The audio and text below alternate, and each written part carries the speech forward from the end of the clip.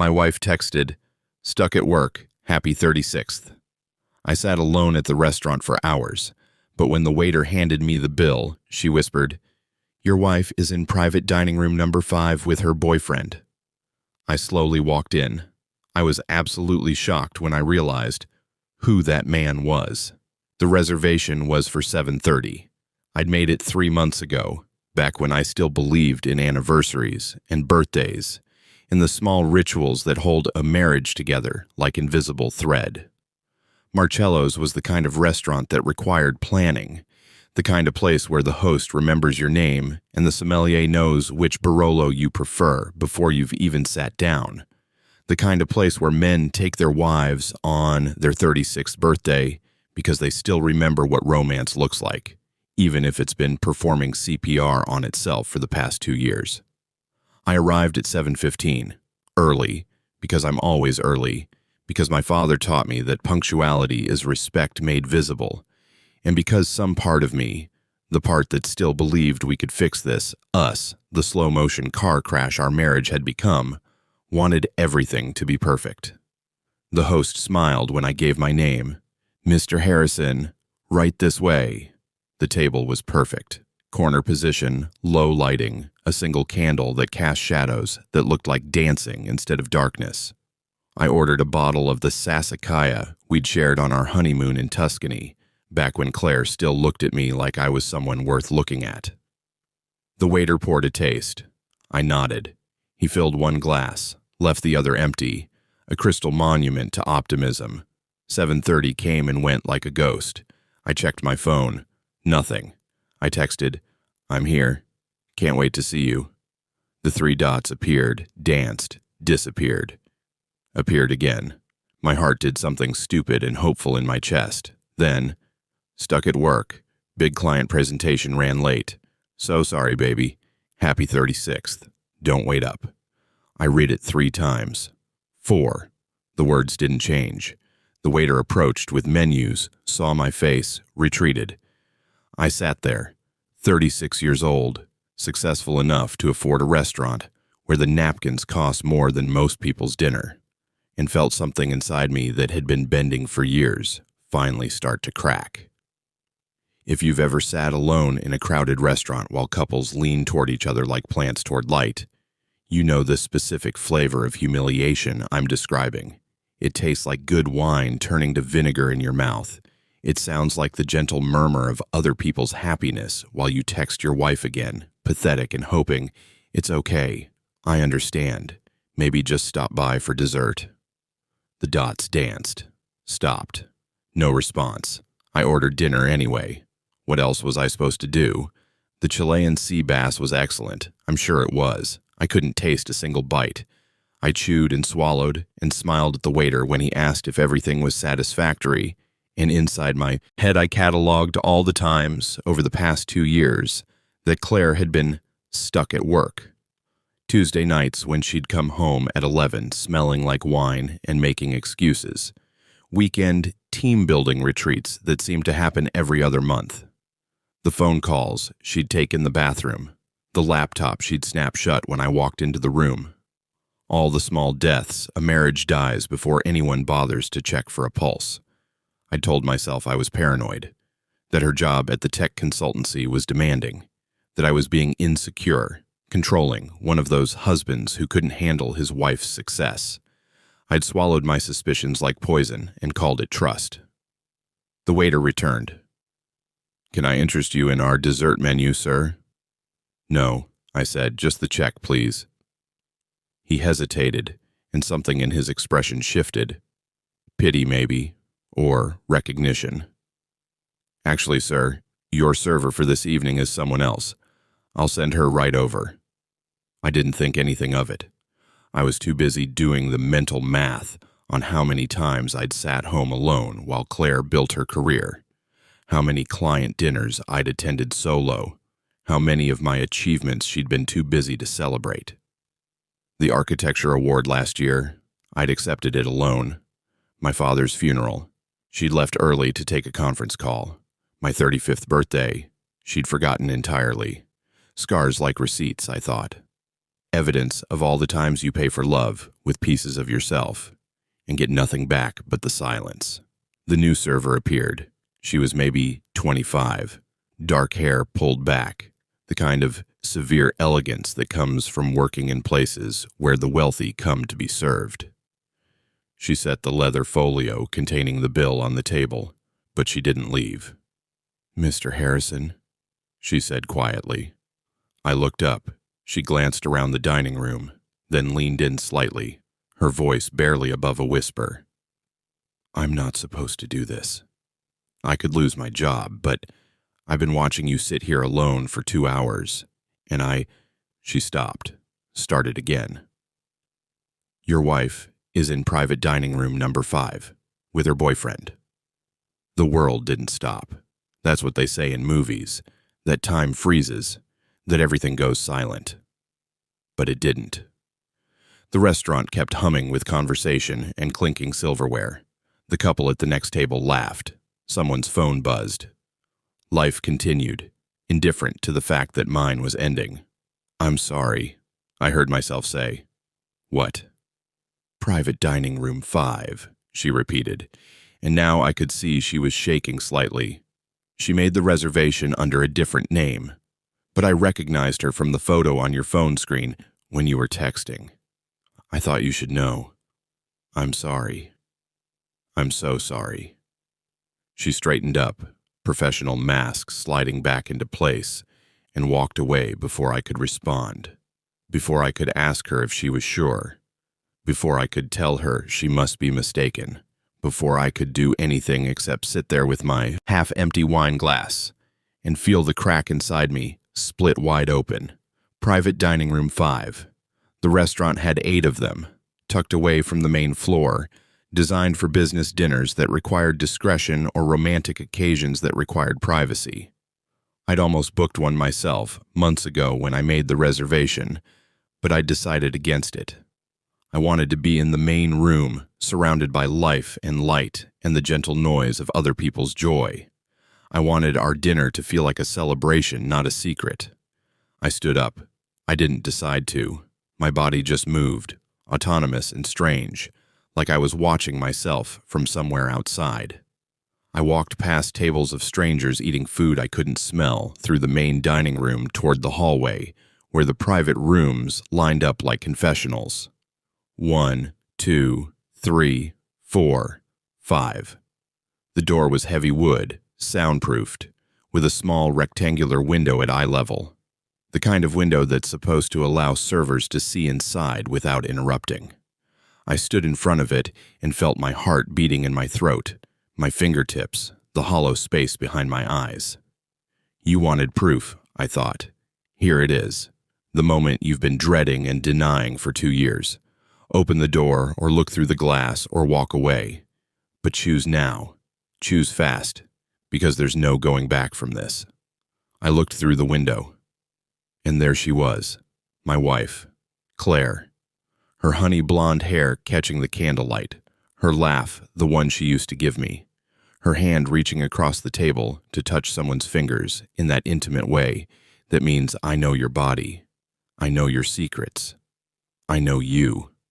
But it was the man across from her that made my entire world tilt sideways, because I knew him too. I knew the angle of his shoulders and the particular way he leaned back in his chair like he owned every room he entered. I knew the watch on his wrist, vintage Rolex, inherited from his grandfather, and the scar above his left eyebrow from the car accident senior year. I knew his laugh, the one that was rolling out of him now, as Claire said something that made him throw his head back in delight. I knew him because I'd known him for 20 years. Marcus Chen, my best friend since college, my business partner for the past 5 years, the person I'd trusted with every secret, every fear, every dream I'd been too scared to say out loud. The man who'd stood beside me at my wedding, who'd toasted to my happiness with tears in his eyes, who'd promised to always have my back. Marcus fucking Chen. The room spun, or I spun, or the entire axis of the earth shifted underneath me and nothing would ever be level again. I watched as he reached into his jacket, the Tom Ford I'd helped him pick out last Christmas, and pulled out a small velvet box, watched as Claire's hand flew to her mouth, watched as he opened it to reveal something that caught the light and sparkled like a promise. She was crying, happy crying, the kind of crying I hadn't seen from her in years, maybe ever, not even on our wedding day. He stood, came around the table, got down on one knee in front of my wife, in the restaurant where I'd made reservations to celebrate her birthday.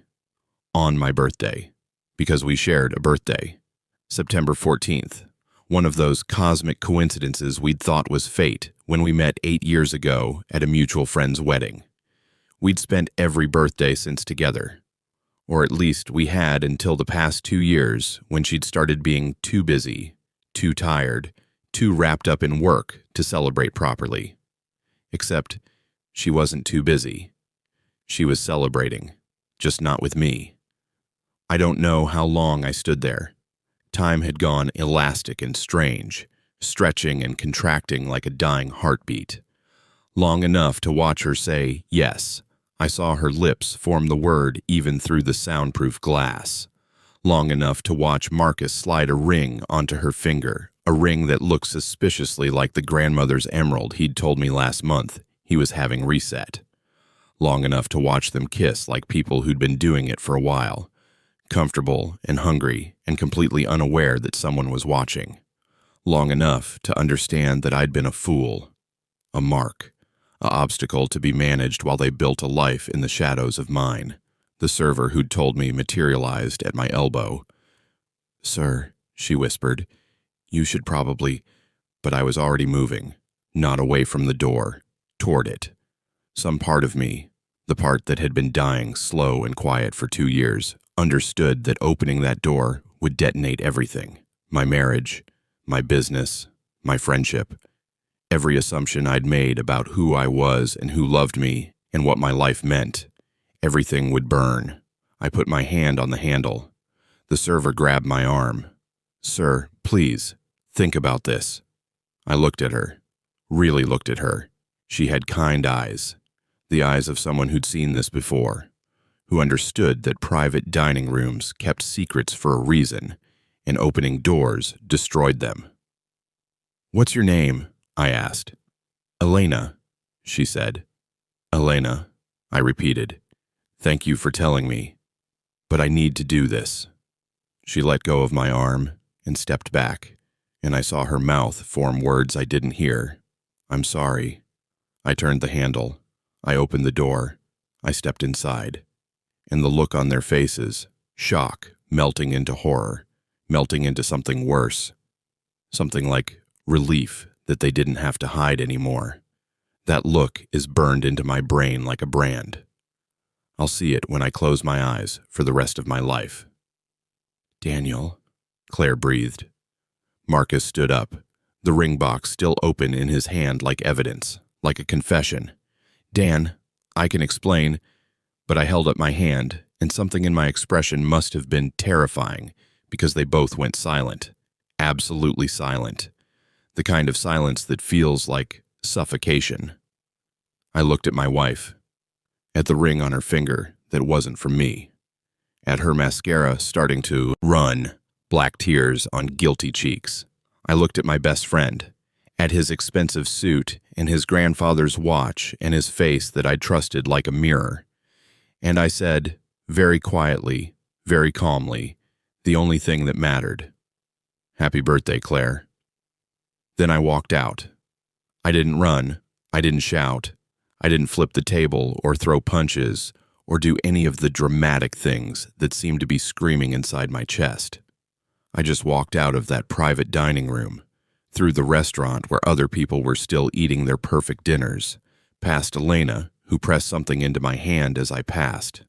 A business card, I'd realize later, with a lawyer's name on it, and out into the September night.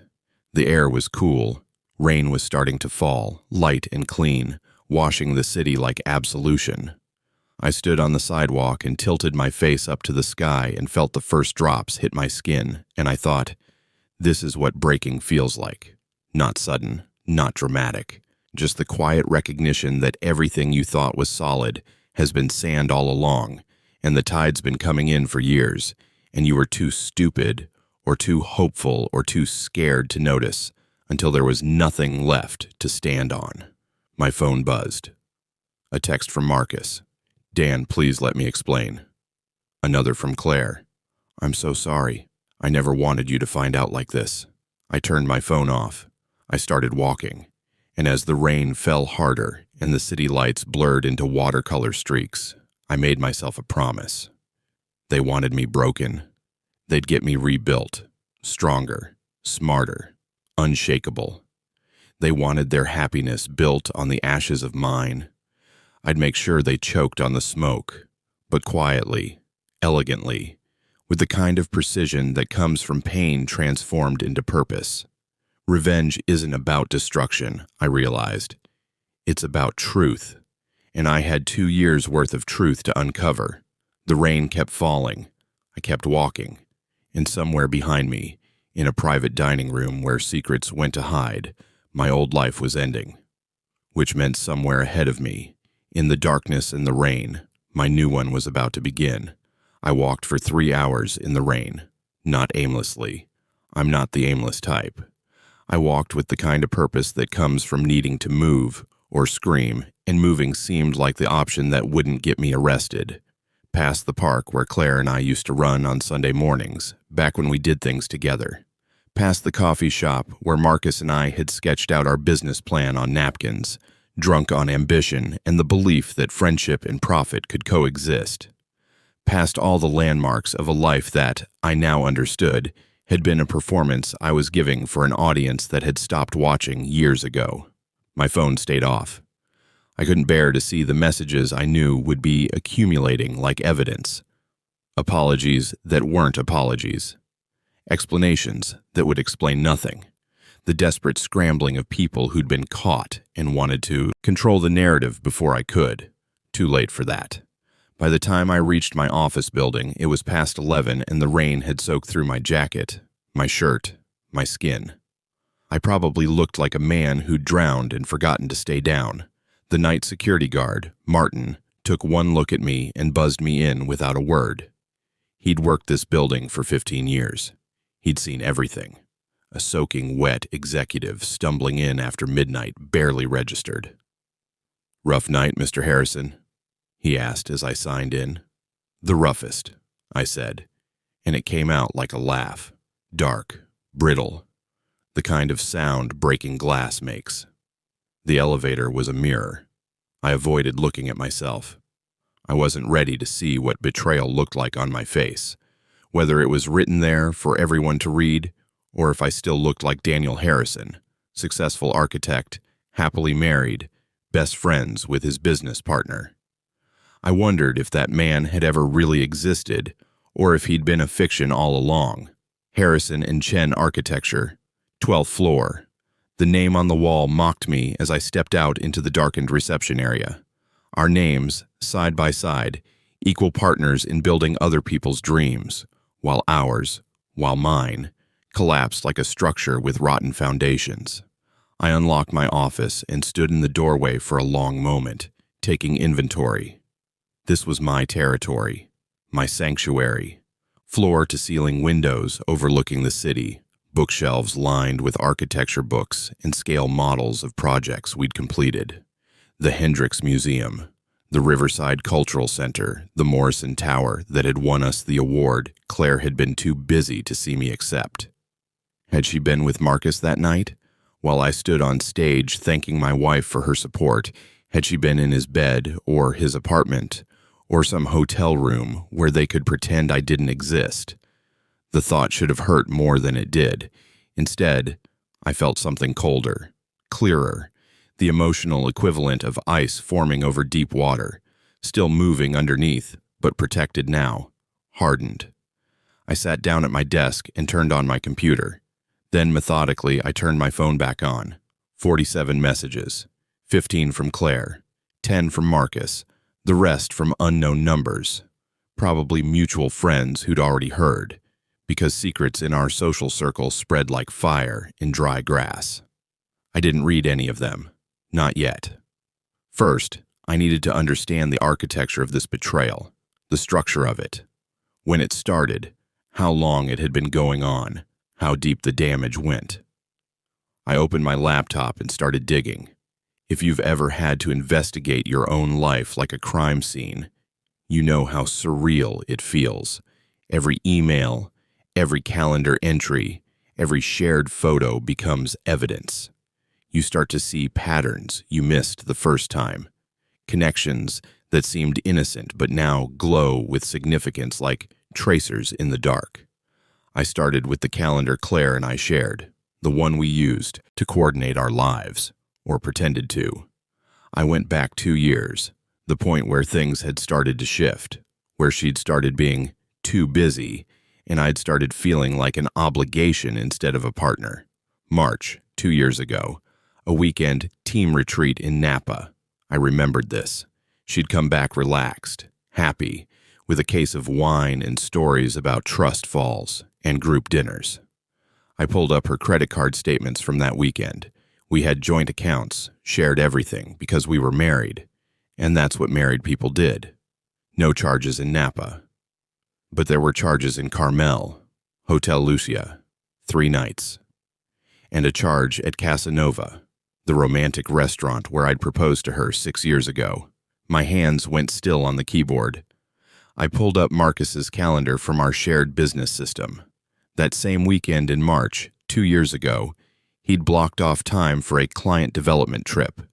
No details, no client name, just 3 days marked out in that vague way that meant don't ask questions. The ice over my chest got thicker.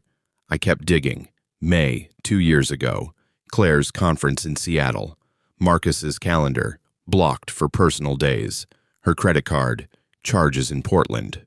Dinner at Le Pigeon, tickets to the Japanese garden. A room at the Heathman Hotel. July, August, September, October. A pattern emerging like a blueprint. Every time Claire had been away, Marcus had been away too. Different cities, different excuses, same overlapping dates. Denver, San Diego, Chicago, always expensive hotels, always romantic restaurants, always the same 3-day structure, like they had a formula. 2 years, 24 months, 52 weekends, and I counted 18 that they'd spent together while feeding me lies that I'd swallowed like a man dying of thirst. Will drink poison if you tell him it's water. The business account was next.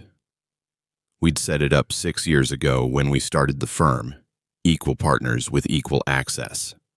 I knew our finances like I knew the layout of any building I designed.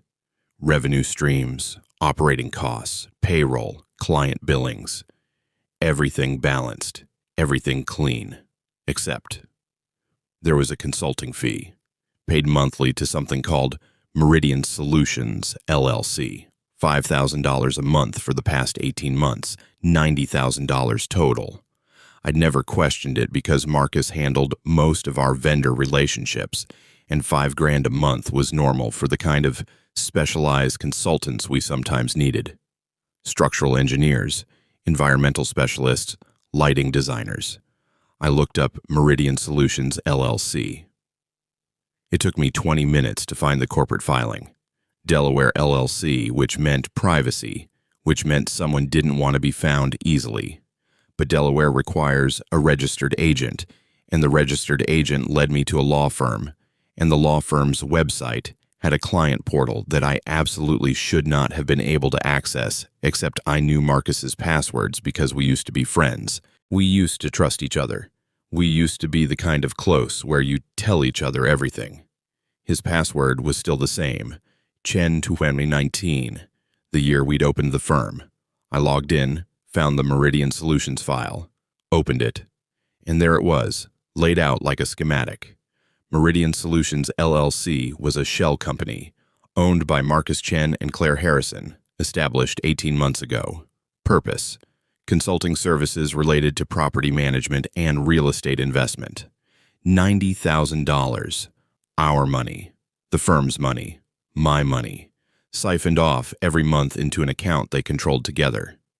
But it got worse. There were property records attached, a condo in Maui, Title held by Meridian Solutions, LLC. Purchase price, $420,000. Down payment, $90,000. Closing date, 6 months ago. Right around the time Claire had told me her father was sick and she needed to visit him in Florida for a week. Marcus had been at a conference that same week. Her father lived in Florida. That part was true, except I'd called him on day 3 of her trip to ask how he was doing, and he'd been confused. Claire's visiting? She didn't tell me she was coming. Haven't seen her in months. I'd brushed it off, assumed he was confused, that Claire had wanted to surprise him, that I'd caught him at a bad moment. I'd made excuses for my wife while she was in Maui with my best friend, signing paperwork on a beach condo they'd bought with money they'd stolen from our business. The ice in my chest cracked. Something hot and furious pushed through. I kept reading. There were more documents, plans, timelines. A folder labeled Exit Strategy that made my vision go white at the edges. They'd been planning this, not just the affair, the exit, the ending. There was a draft partnership dissolution agreement for Harrison and Chen Architecture, dated 3 months from now, December 15th. Terms that heavily favored Marcus. He'd keep the firm name, the client list, the office lease. I'd get a buyout structured over 5 years at well below market value. There were notes in the margins in Marcus's handwriting. Daniel will be reasonable. He always is. Appeal to friendship. There was a draft divorce filing. Claire's attorney. Grounds, irreconcilable differences. Proposed settlement. She'd keep the house we'd bought together. The one with the mortgage I'd been paying for 8 years. I'd get to keep my retirement account and be grateful for it. Spousal support, $5,000 a month for 3 years. There was a timeline. November, Claire tells Daniel she wants separation. December, business partnership dissolved. January, divorce filed.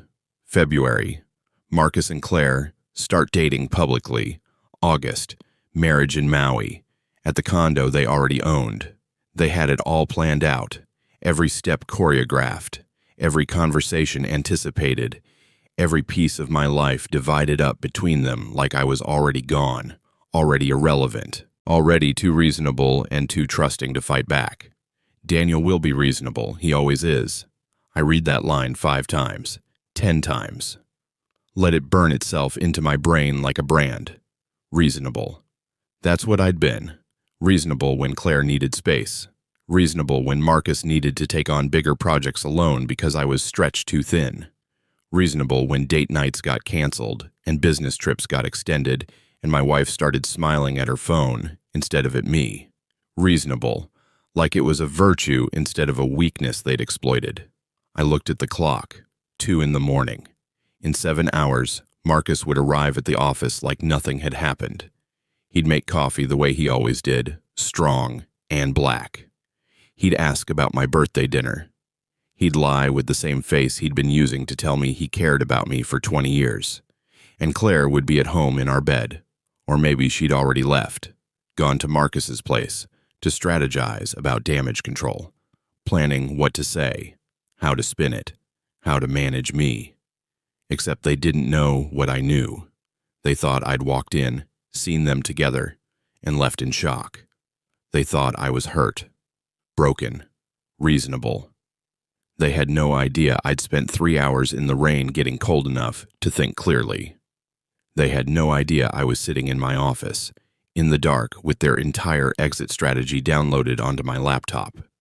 They had no idea that reasonable Daniel was gone, and what was left was something they'd created through 18 months of theft and 2 years of betrayal. They wanted an exit strategy. I'd give them one they'd never forget. I opened a new document, started typing, not emotionally, not reactively, with the same precision I used to design buildings, the same attention to detail that had made our firm successful. Every step planned, every contingency considered, every piece of evidence cataloged and cross-referenced. If they wanted to take everything from me, they'd have to earn it, fight for it, bleed for it. And by the time I was done, they'd wish they'd just been honest, that they'd just told me the truth instead of treating me like an obstacle to be managed. The truth was coming for them now, and it was bringing receipts. I worked until dawn. When the sun started to rise over the city, painting the buildings in gold and pink, I had a plan. 30 pages. Detailed. Comprehensive. Devastating. Phase 1. Secure the assets. Phase 2. Document everything. Phase 3. Strike fast and clean before they could regroup. Phase 4. Walk away with my dignity and their regrets. Quiet revenge. Elegant revenge. The kind that happens in boardrooms and lawyers' offices instead of screaming matches. The kind that leaves them with nothing to fight back against because everything I did would be legal, justified, and absolutely deserved. My phone buzzed. A text from Claire. "Daniel, please, we need to talk. I can explain everything." I looked at it for a long moment. Then I typed back. "You're right. We should talk. Let's meet for coffee tomorrow morning. Just us. We can figure this out like adults." I watched the 3 dots dance. Her reply came fast. "Yes, thank you. I love you. I never wanted to hurt you." I didn't respond to that. What was there to say? That love doesn't steal $90,000? That love doesn't plan your betrayal in margin notes? That love doesn't fuck your husband's best friend in a beach condo bought with his money? Instead, I texted Marcus. "I'm not mad. I'm hurt, but I understand. Can we grab lunch this week? I don't want to lose our friendship over this." His reply took longer. He was being careful, probably conferring with Claire. But eventually, "Of course, brother. I'm so sorry. We can work through this. Wednesday?" "Wednesday's perfect." I typed back. I shut my laptop, stood up, stretched muscles that had gone stiff from sitting still while my world rearranged itself. In the window's reflection, I finally looked at myself. I expected to see damage, cracks, the visible evidence of a man who'd been destroyed. But what I saw was someone I'd never met before. Someone with cold eyes and a set jaw. And the kind of calm that comes from having nothing left to lose. Reasonable Daniel was dead. What they'd get instead was the architect, the man who built structures so perfect they stood for generations, the man who understood that every building needed a foundation, and every foundation could be destroyed if you knew where to strike. I knew where to strike. And I had all the time in the world to do it right. The sun was fully up now. Monday morning, the city waking up, people going to work, drinking coffee, living lives where the person sleeping next to them wasn't planning their destruction. I envied them, but not for long, because by the time I was done, Claire and Marcus would be the ones worth pitying. I locked my office, rode the elevator down, nodded at Martin, who was ending his shift. "Feeling better, Mr. Harrison?" he asked. "Much better," I said, and meant it. The rain had stopped. The streets were clean and fresh. Somewhere in the city, my wife was probably practicing her apology. My best friend was probably rehearsing his excuses. Let them practice. I had work to do, and the first blueprint was already drawn. I went home at 6 in the morning, just as the city was shaking off sleep. The house looked different. Same cream-colored colonial we'd bought 3 years ago. Same maple tree in the front yard. Same black mailbox with our names on it. Harrison, but now it felt like a crime scene I was returning to. A place where evidence lived in every room, every drawer, every shared space that had been a lie. Claire's car wasn't in the driveway. I didn't know if that made it better or worse. Inside, everything was exactly as I'd left it yesterday morning.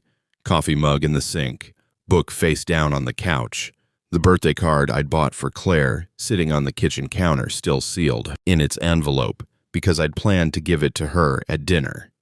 At the dinner she'd missed because she was getting engaged to my best friend. The card had a watercolor sunset on it. Inside I'd written, 36 years of you. Here's to 36 more. All my love. D. I looked at it for a long time. Then I put it in the drawer with the other greeting cards we'd accumulated over the years. Evidence. All of it evidence. Not of love, but of the performance of love, which might be worse. I showered, changed into fresh clothes, made coffee even though my hands were steady enough without it. I was running on something else now. Pure focus. The kind of clarity that comes from having a mission. My phone had been buzzing intermittently, more messages I hadn't read, but now I did, standing in my kitchen, as dawn light filtered through the windows Claire had picked out because they let in the perfect morning glow. Claire, I'm staying at Amanda's. I need space to think. Please don't be angry. Claire, I know you're hurt. I'm hurt too. This isn't how I wanted this to happen. Claire, can we please talk? I owe you an explanation. Claire, I do love you, Daniel. That was never fake. You have to believe me. Marcus, I know sorry isn't enough, but I am sorry. You're my brother, Dan. That meant something. It still does. Marcus, I never meant for it to go this far. It just happened. Marcus, please talk to me. Don't shut me out. It just happened. Those 3 words that people use when they want to absolve themselves of choice. Like they'd tripped and fallen into each other's beds repeatedly over 2 years. Like they'd accidentally stolen $90,000. Like the exit strategy had written itself. I texted Claire back. Coffee tomorrow, 9 a.m. Porter's on 5th. Just us. We'll talk. I texted Marcus. Lunch Wednesday, 1 p.m., my office. We'll figure this out. Then I called my lawyer, Robert Chen, no relation to Marcus, though the coincidence had always amused us, had handled the business formation for Harrison and Chen Architecture.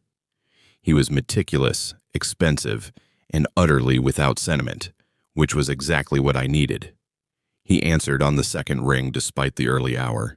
Lawyers like Robert don't sleep much. Daniel, he said, I wondered when I'd hear from you. You know, Amanda is my wife's book club friend. Word travels. How bad is it? Worse than you're thinking, I said. I need to see you today, this morning, and I need you to prepare for nuclear winter. There was a pause, then, my office, 7:30, bring everything. I brought everything. By 7:15, I was sitting in Robert's downtown office with my laptop, a flash drive containing every document I'd downloaded, bank statements, credit card records, and a timeline I'd constructed that mapped out every lie Claire and Marcus had told over the past 2 years. Robert was 60, gray-haired, with the kind of face that gave nothing away. He'd been practicing law for 35 years and had seen every variation of human betrayal. Nothing shocked him. But as he read through my documentation, his eyebrows climbed incrementally higher. This is... He started, then stopped. Started again. Daniel, this is extraordinary. The level of premeditation, the financial fraud, they essentially wrote their own indictment. Can we use it? Use it? We can crucify them with it. He leaned back in his chair. But first, I need to ask you something important. What do you want? Revenge? Justice?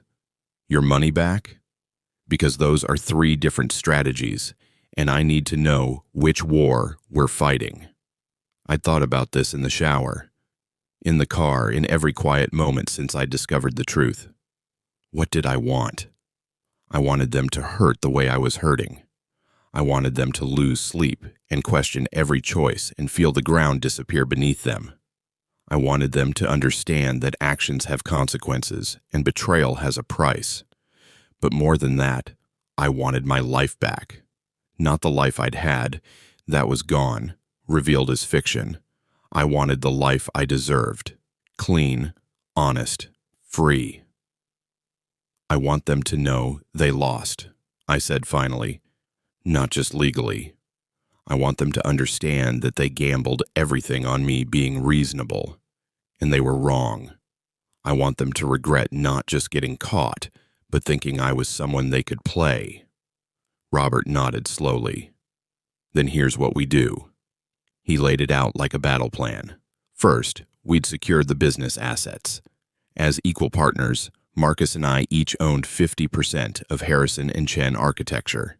But the operating agreement we'd signed gave either partner the right to buy out the other under specific circumstances, including Conduct detrimental to the business. Embezzlement qualified. Robert would file an emergency motion to freeze the business accounts and conduct a forensic audit. The Meridian Solutions payments would be exposed. Marcus would be forced to either return the money or face criminal charges.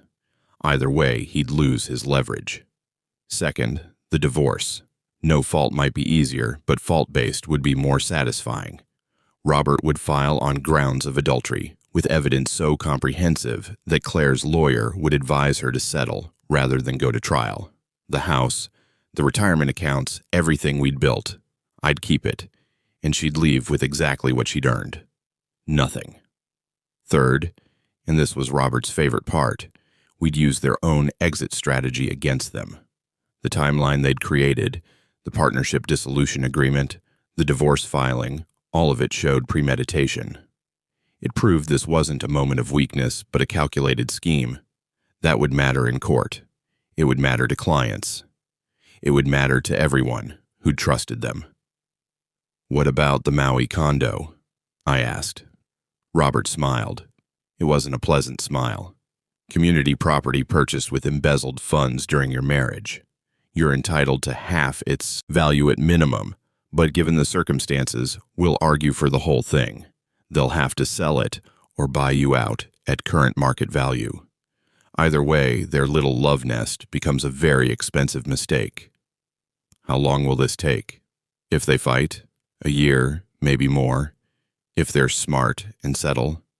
He shrugged. 3 months, maybe less.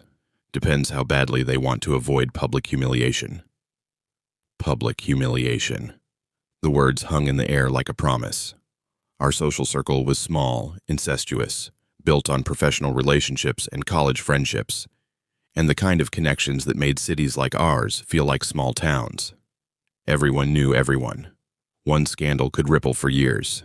Marcus and Claire had been counting on discretion, on me being reasonable, on a quiet divorce and a gradual, growing apart narrative that would let them emerge on the other side with their reputations intact. I could give them that.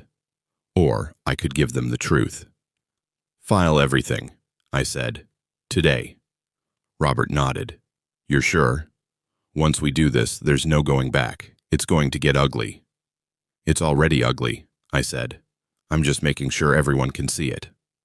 By 9 o'clock, Robert's paralegal was filing motions. By 10, the forensic accountant was being briefed. By 11, I was sitting in Porter's Coffee on Fifth Avenue waiting for my wife. She arrived at 9:15, late, because Claire was always late, a habit I'd found charming once and learned to accommodate because that's what you do. When you love someone, you accommodate, you adjust. You make yourself smaller so they can be comfortable. I was done being small. She looked terrible. No makeup, hair pulled back, wearing yoga pants and one of my old college sweatshirts. The sweatshirt bothered me more than it should have. Like she was trying to remind me of better times, earlier days when we were young and everything was possible. "Daniel," she said, sliding into the chair across from me. Her eyes were red. "Thank you for agreeing to meet." I'd ordered her usual, almond milk latte with an extra shot. It sat between us like a peace offering I hadn't intended to make. Muscle memory, the habit of loving someone even after they've destroyed you. "I figured we should talk," I said. My voice was calm, reasonable, exactly what she expected. "I don't know where to start," she said. She was twisting her napkin, shredding it into small pieces. Nervous. Good. "I never meant for you to find out like that. At the restaurant, on our birthday. That was the worst possible way." "How did you mean for me to find out?" She blinked. "What?" "You had a timeline," I said. November. Tell Daniel about the separation. December. Dissolve the business. January. File for divorce. I'm curious where in that timeline you were planning to mention Marcus. Her face went white. "How do you—" "I found your exit strategy," I said. "All of it. The shell company, the Maui condo, the stolen money, the draft, divorce filing, everything." She opened her mouth, closed it. opened it again. Daniel, please, let me explain. I'm listening. And I was, not because I wanted to hear her excuses, but because I needed to know how she'd spin it. What lies she'd tell herself to justify 2 years of betrayal. It wasn't supposed to happen, she started, and I almost laughed because, of course, it just happened, like Marcus had said, like they'd rehearsed. We were working on a project together, Marcus and I. He needed marketing consultation for a client pitch, and we started spending time together, and we just connected in a way that you and I hadn't in years. So it's my fault, I said. No, that's not what I mean. She reached for my hand. I pulled it back. She flinched. Daniel, we grew apart. You know we did. You were always working, always focused on the business, and I was lonely, and Marcus was there, and he listened, and I felt seen for the first time in years. The narrative was polished, practiced. I wondered how many times she'd rehearsed it, how many times she and Marcus had talked through what to say when I inevitably found out. When did it start? I asked. 2 years ago, March. That weekend I went to Napa. She wasn't even pretending anymore. We didn't plan it. We were both at a low point, and it happened. In Carmel, I said, at Hotel Lucia, where you had dinner, at Casanova, the restaurant where I proposed to you. Her eyes widened. You tracked my credit cards. You stole $90,000 from my business, I said. Yes, I tracked your credit cards. Our business, she said, and there was a flash of something in her eyes. Defiance. Like she still thought she had a claim to any of it. I worked for that company too. All the marketing, the client relations, the social media presence, that was me. I earned that money. You earned a salary, I said, which you received. The $90,000 you funneled into Meridian Solutions, that was theft. The lawyers will call it embezzlement. Lawyers. Her voice went up an octave. Daniel, please. We don't need lawyers. We can work this out ourselves, like adults. Like adults, I repeated. The way you and Marcus worked out your affair behind my back for 2 years, that kind of adult. I know you're angry. I'm not angry, I said, and it was true. I was past angry. I was somewhere colder. I'm disappointed. In you, in Marcus, in myself for not seeing it sooner. She started crying, real tears this time, not the pretty kind that women cry in movies, ugly, messy tears that made her mascara run. I used to find her crying devastating, used to do anything to make it stop. Now I just watched, clinical and detached, and wondered how many of her tears over the past 2 years had been about him instead of me. I do love you, she said between sobs. I know you don't believe me, but I do. I never stopped loving you. I love him too, and I thought maybe we could find a way to do this that didn't destroy everything, a conscious uncoupling, a mature separation. A conscious uncoupling, I said, where you keep the house and I pay you spousal support while you marry my best friend in the condo you bought with my money. That kind of mature. It's not like that. It's exactly like that. I read the settlement you drafted, Claire. I saw the terms. You were planning to take everything and leave me grateful for the privilege of being reasonable. She was quiet for a long time. When she spoke again, her voice was small.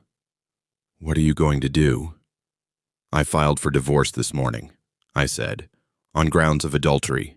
I filed motions to freeze the business accounts and audit Meridian Solutions. I'm suing for full ownership of the house, the retirement accounts, and half the value of the Maui condo. I'm also reporting the embezzlement to the state bar, since Marcus is a licensed architect and theft from a business partnership is grounds for disciplinary action. Each sentence landed like a bomb.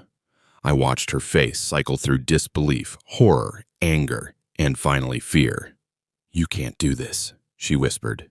I can. I am. My lawyer filed everything 2 hours ago. You'll be served by end of business today. Daniel, please. Think about what you're doing. This will ruin us. Both of us. Marcus's career, my reputation, everything we've built. Everything I built, I corrected, while you were busy tearing it down. She stood up abruptly. The chair scraped against the floor. People looked over. She didn't care. This isn't you. You're not vindictive. You're not cruel. This is justice, I said. You wanted an exit strategy? Congratulations. You got one. It's just not the one you planned. I won't let you do this, she said, and now the tears were gone, replaced by something harder. The real Claire, maybe. The one who'd been hiding behind the performance of our marriage. I'll fight you, we'll fight you, and we'll win. With what money? I asked. The business accounts are frozen. Your credit cards are joint accounts I'm closing today. The Maui condo is tied up in litigation. What are you going to use to pay your lawyer, Claire? Love? She stared at me like she was seeing a stranger. Maybe she was. I don't know you anymore, she said finally. Funny, I said. I was thinking the same thing about you, except I never knew you at all, did I? The Claire I married wouldn't have done this, so either you changed, or you were always this person and I was too stupid to see it. She grabbed her purse, started to leave, stopped, turned back. For what it's worth, she said, I really am sorry. I never wanted to hurt you. But you did, I said, for 2 years, every day, every lie, every time you came home from being with him and got into bed next to me. You hurt me. The only difference is, now you have to face what you did. She left without another word. I sat there for a while, looking at her untouched latte. The foam had collapsed. It looked sad and cold and wasted. I left it on the table. Outside, the September sun was warm. The city was busy with people going about their lives, unaware that somewhere among them, a marriage was ending and a friendship was dying, and a man was learning that reasonable was just another word for doormat. I pulled out my phone, texted Marcus. Wednesday lunch is still on. Looking forward to it. His reply was immediate. Me too, brother. We'll get through this. Brother. He still called me brother. By Wednesday, he'd know better. I walked back to my office with my head up and my shoulders straight, and somewhere behind me, Claire was probably calling Marcus, probably panicking, probably realizing that the reasonable man they'd been counting on had disappeared. Good. Let them panic. Let them scramble. Let them finally understand what it felt like when the ground gave way beneath you, and there was nothing to hold on to but the truth. And the truth was going to bury them. Wednesday arrived like a reckoning. I spent Monday and Tuesday working. Actually working, not pretending to, while my mind spiraled into what-ifs and could-have-beens. There's something clarifying about having a singular purpose. Every email I answered, every client call I took, every design revision I approved, all of it was real in a way my marriage hadn't been for 2 years. Concrete, honest, results you could measure.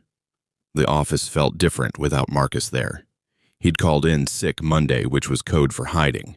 Tuesday, he sent an email saying he was working from home, finishing up the Morrison Tower punch list. The Morrison Tower that we'd designed together, that had won us the industry award, that had put Harrison and Chen architecture on the map. Harrison and Chen, soon to be just Harrison. Or maybe I'd change the name entirely. Start fresh. Build something that didn't have betrayal in its foundation. The forensic accountant Robert had hired was thorough. By Tuesday afternoon, she'd confirmed what I already knew. $90,000 siphoned from the business account over 18 months, all routed through Meridian Solutions, LLC. But she'd found more, small things. A company credit card Marcus had been using for personal expenses, hotel rooms that weren't for business, dinners for two charged to client development that happened on weekends when we had no clients in town, death by 1,000 cuts, except the cuts were all documented, time-stamped, itemized. He wasn't even careful, the accountant told Robert, who told me. It's like he thought no one would ever look. That was the thing about Marcus. He'd always been charming enough to get away with things. Late on deadlines, clients loved him anyway. Over budget on projects, he'd schmooze the investors. Forgot to file paperwork. I'd do it for him because that's what partners did. He'd spent 20 years learning that consequences were for other people. Wednesday was going to teach him different. I arrived at the office at 11. Our lunch was scheduled for 1, which gave me 2 hours to prepare. Not that I needed it. I'd been preparing for this conversation since Saturday night, since the moment I'd seen him through that restaurant window with my wife's hand in his. But preparation is what separates revenge from reaction. Reaction is throwing punches. Revenge is building a cage so perfect they lock themselves inside. At 12:30, Marcus texted, "Running a few minutes late. Traffic. Be there by 1:15. He was making me wait. Establishing dominance, maybe, or just being Marcus, late for everything, expecting the world to accommodate him. I texted back, "No problem. Take your time." I could be gracious. I could be understanding. I could be every version of reasonable Daniel that he expected, right up until the moment I wasn't. I ordered lunch from the Vietnamese place Marcus loved. Pho and spring rolls, extra hoisin sauce the way he liked it. I set it up in the conference room, our conference room, with the big table where we'd sketched dreams on napkins and planned our future. The walls were covered with renderings of our projects. The Riverside Cultural Center, the Hendricks Museum, the residential complex in Belltown that had been our first major commission, 20 years of friendship, 6 years of partnership, all of it about to end over lunch. He arrived at 1:20. I heard him before I saw him. His laugh echoing down the hallway as he talked to Sarah, our receptionist. That easy, infectious laugh that made people want to be around him. That made clients trust him. That had made me trust him. "Daniel," he called out, appearing in the conference room doorway like this was any other Wednesday. Like he hadn't proposed to my wife 4 days ago. Like we were still brothers. "Sorry I'm late, man. You would not believe the 405. He looked good, rested. The way you look when you're not carrying guilt. He was wearing the jacket I'd helped him pick out, the Tom Ford, the watch his grandfather left him, the smile that had convinced me, 20 years ago at college orientation, that we were going to be best friends. We had been. That was the worst part. This wasn't a stranger who'd betrayed me. This was Marcus, my person, the guy who'd talked me through my father's death, who'd been my best man, who'd stayed up with me for 48 hours straight, finishing our first major client pitch. That made it worse, or better. I wasn't sure anymore. "Traffic's always brutal," I said, gesturing to the food. "Hope you're hungry. I got your usual." His face did something complicated. Relief, maybe. Gratitude. Like he couldn't believe I was being this normal, this easy. Like reasonable Daniel was right on schedule. "You're the best, man," he said, sitting down and pulling the pho toward him. "I've been dreading this conversation all week, but this," he gestured at the food, at me. "This is why you're you, always thinking of other people, always being the bigger person." "Well," I said, sitting across from him, "we should talk, clear the air." "Yeah." He opened the hoisin sauce, poured it into his pho with the practiced motion of someone who'd done this 100 times. We'd had lunch together at least once a week for 6 years. This table, this food, this ritual. "Look, Dan, I know sorry doesn't cut it. I know what we did was..." He stopped, started again. "What I did, what Claire and I did, it was wrong. It was so fucking wrong." I waited, let the silence stretch. In architecture, negative space is as important as what you build. Same with conversations. "I never meant for it to happen," he continued. "You have to believe that. 2 years ago, she came to me because she was having doubts about the marriage. She needed someone to talk to, and you were so busy with the Morrison project, And I was there. I listened. In Carmel, I said. He blinked. What? The first time was in Carmel, March 2 years ago, Hotel Lucia, dinner at Casanova. I kept my voice neutral, conversational, like I was discussing the weather. She told you she was going to a work retreat in Napa. She told me the same thing, but you both went to Carmel instead. His face lost color. Dan, Portland in May, Denver in July, San Diego in September, Chicago in October. I ticked them off on my fingers. 18 trips total over 2 years, always the same pattern. She tells me work.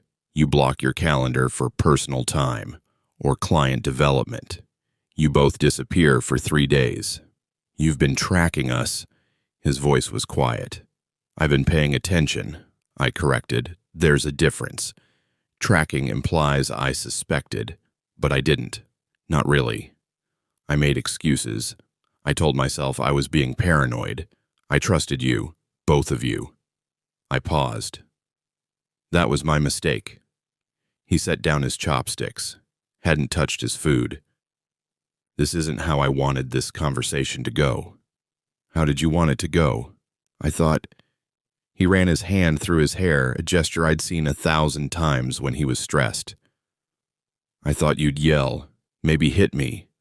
I thought you'd be angry. I was angry, I said, when Saturday night, when I found you.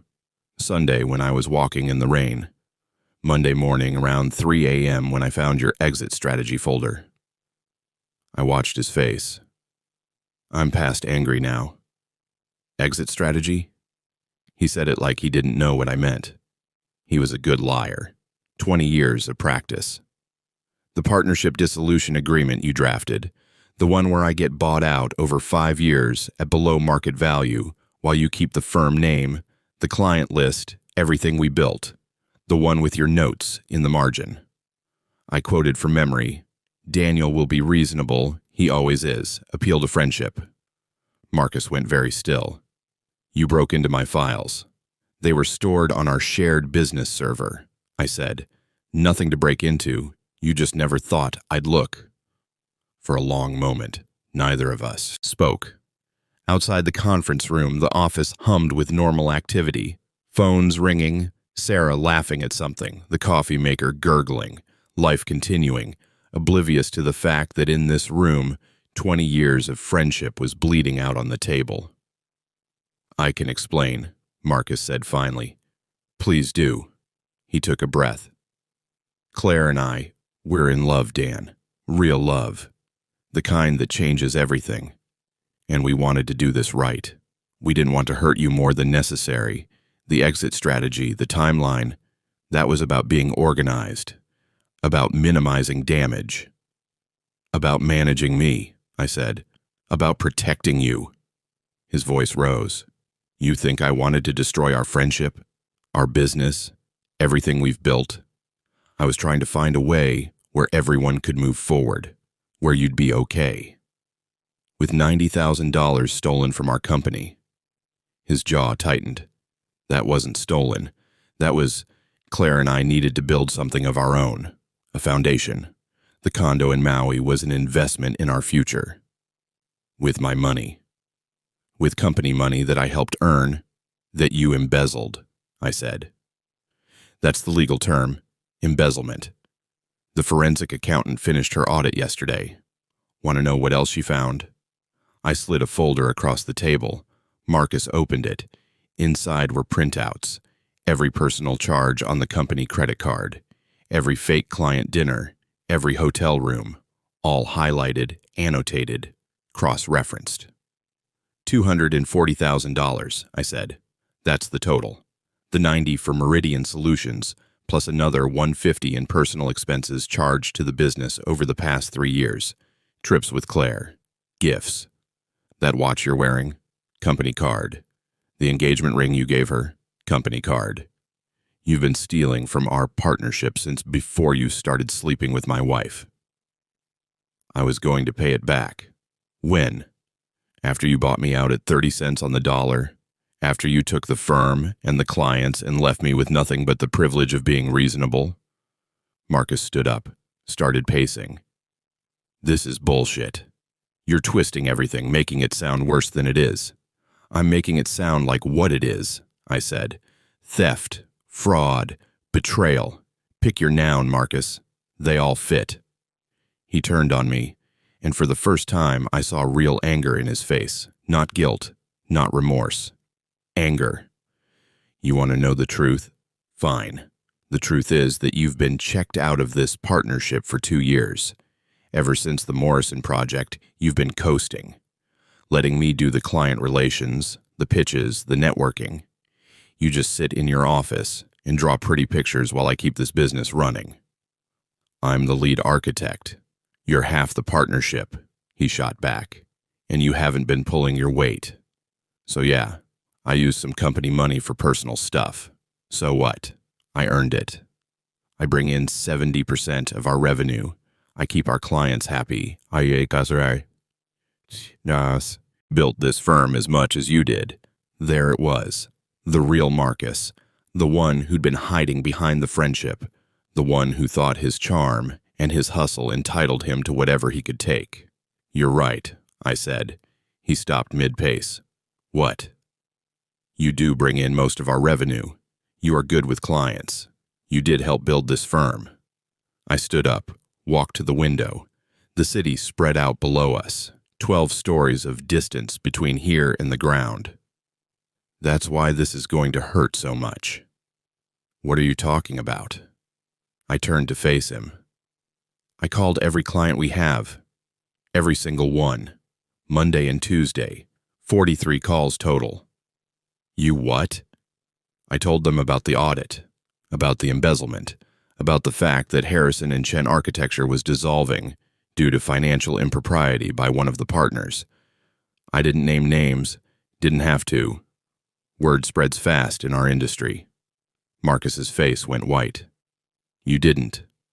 I gave them a choice, I continued.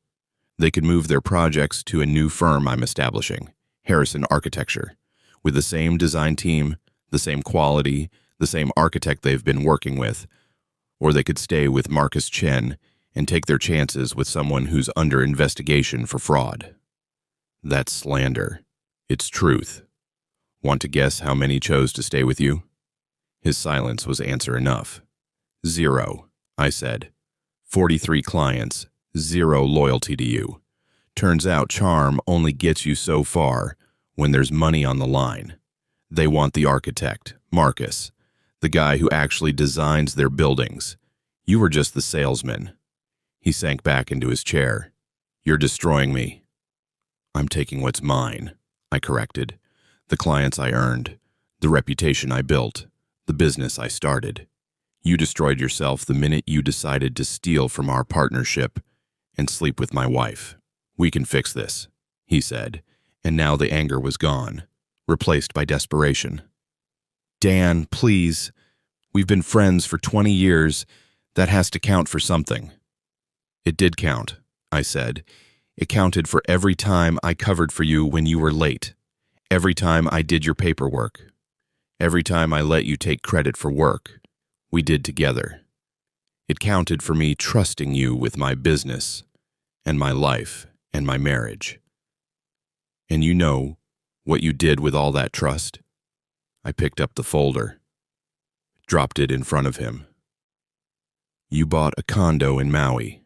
He stared at the documents like they might change if he looked hard enough. What do you want from me? I want my business back. I want you to sign the partnership dissolution agreement my lawyer drafted. You'll get fair market value for your 50% stake, paid out over 3 years. You'll repay the $240,000 you stole, with interest. And you'll leave the firm, the clients, and the name. And if I don't? Then I file criminal charges for embezzlement. I report you to the state licensing board. I make sure every architect, every client, every person in this industry knows exactly what you did. Your career will be over before you can say, I can explain. He was shaking now, actually shaking. I thought we were brothers. So did I said. But brothers don't fuck each other's wives. They don't steal from each other. They don't plan exit strategies and laugh about how reasonable you'll be while they dismantle your life. I walked to the door, stopped, turned back. You have until Friday to sign the dissolution agreement. After that, I go to the police. Your choice. Dan, we're done, Marcus. The friendship, the partnership, all of it. Done. The only question is whether you leave with your career intact or your reputation destroyed. Think carefully. I left him there in the conference room with his untouched foe and his folder full of evidence and the wreckage of 20 years of friendship. Sarah looked up as I passed. Is Marcus okay? He's fine, I said. Just some business stuff. Nothing to worry about. I went to my office, closed the door, sat down at my desk, and waited for my hands to stop shaking. It took 10 minutes. When they did, I opened my laptop and looked at the email I'd already drafted. Subject line, regarding Claire Harrison's employment. Body, a formal notice to her boss at the consulting firm, complete with documentation of her involvement in Meridian Solutions, the embezzlement, and the falsified expense report she'd filed while conducting her affair on what she'd claimed were business trips. I'd been holding on to it, waiting, wanting to be sure this was what I wanted. My phone buzzed. A text from Marcus. You win. I'll sign whatever you want. Just please don't destroy me. I looked at the email, at the send button, at the power I had to ruin not just Marcus's career, but Claire's too. Revenge is a funny thing. It's supposed to make you feel better, powerful, vindicated. Instead, I just felt tired. I saved the email to drafts. Didn't send it. Not yet. Maybe not ever. Some battles you win by fighting. Others you win by knowing you could fight and choosing not to. Claire would face consequences. The divorce, the settlement, the loss of the life she'd planned. That was enough. I texted Marcus back. My lawyer will have the papers to you tomorrow. Sign them, and we never have to speak again. 3 dots appeared, disappeared, appeared again. Finally, I really am sorry. I didn't respond. Sorry was just a word. It didn't change the past. It didn't rebuild trust. It didn't fix broken things. But watching him lose everything he'd taken from me, that wasn't just a word. That was justice. Clean, precise, irreversible. Outside my window, the sun was setting over the city, orange and pink and gold, painting the buildings in colors that would be gone in minutes. Beautiful things don't last, I thought, but neither do betrayals. Eventually, everyone pays what they owe, and Marcus and Claire's bill had finally come due. Marcus signed the papers on Thursday, not Friday, not after taking time to think about it, or consulting his own lawyer, or trying to negotiate better terms. Thursday morning at 9 a.m., Robert's office called to say Marcus Chen had arrived with signed dissolution agreements, a cashier's check for $50,000 as the first installment on his debt, and the look of a man who'd aged 10 years overnight. He wanted me to tell you something, Robert said over the phone. I don't need to hear it. He said it anyway, said to tell you he understands why you can't forgive him, but he hopes someday you'll remember the good times. The friendship before everything went wrong. I was quiet for a moment, standing in my office with the phone pressed to my ear and the city spread out below me like a promise. What did you say? I told him, friendship is built on trust, and he burned that foundation to the ground. Then I told him to leave before I called security. Despite everything, I smiled. Thanks, Robert. Don't thank me. Thank yourself for having the spine to see this through. Most people don't. They cave. They compromise. They let sentiment override sense. He paused. You did good, Daniel. Your father would be proud. My father. I hadn't thought about him much this week, too focused on surviving to remember the dead. But Robert was right. My father had been a contractor, built homes for 40 years, and his philosophy was simple. Measure twice, cut once. Do it right or don't do it at all. No shortcuts, no compromises. He would have hated what Marcus did.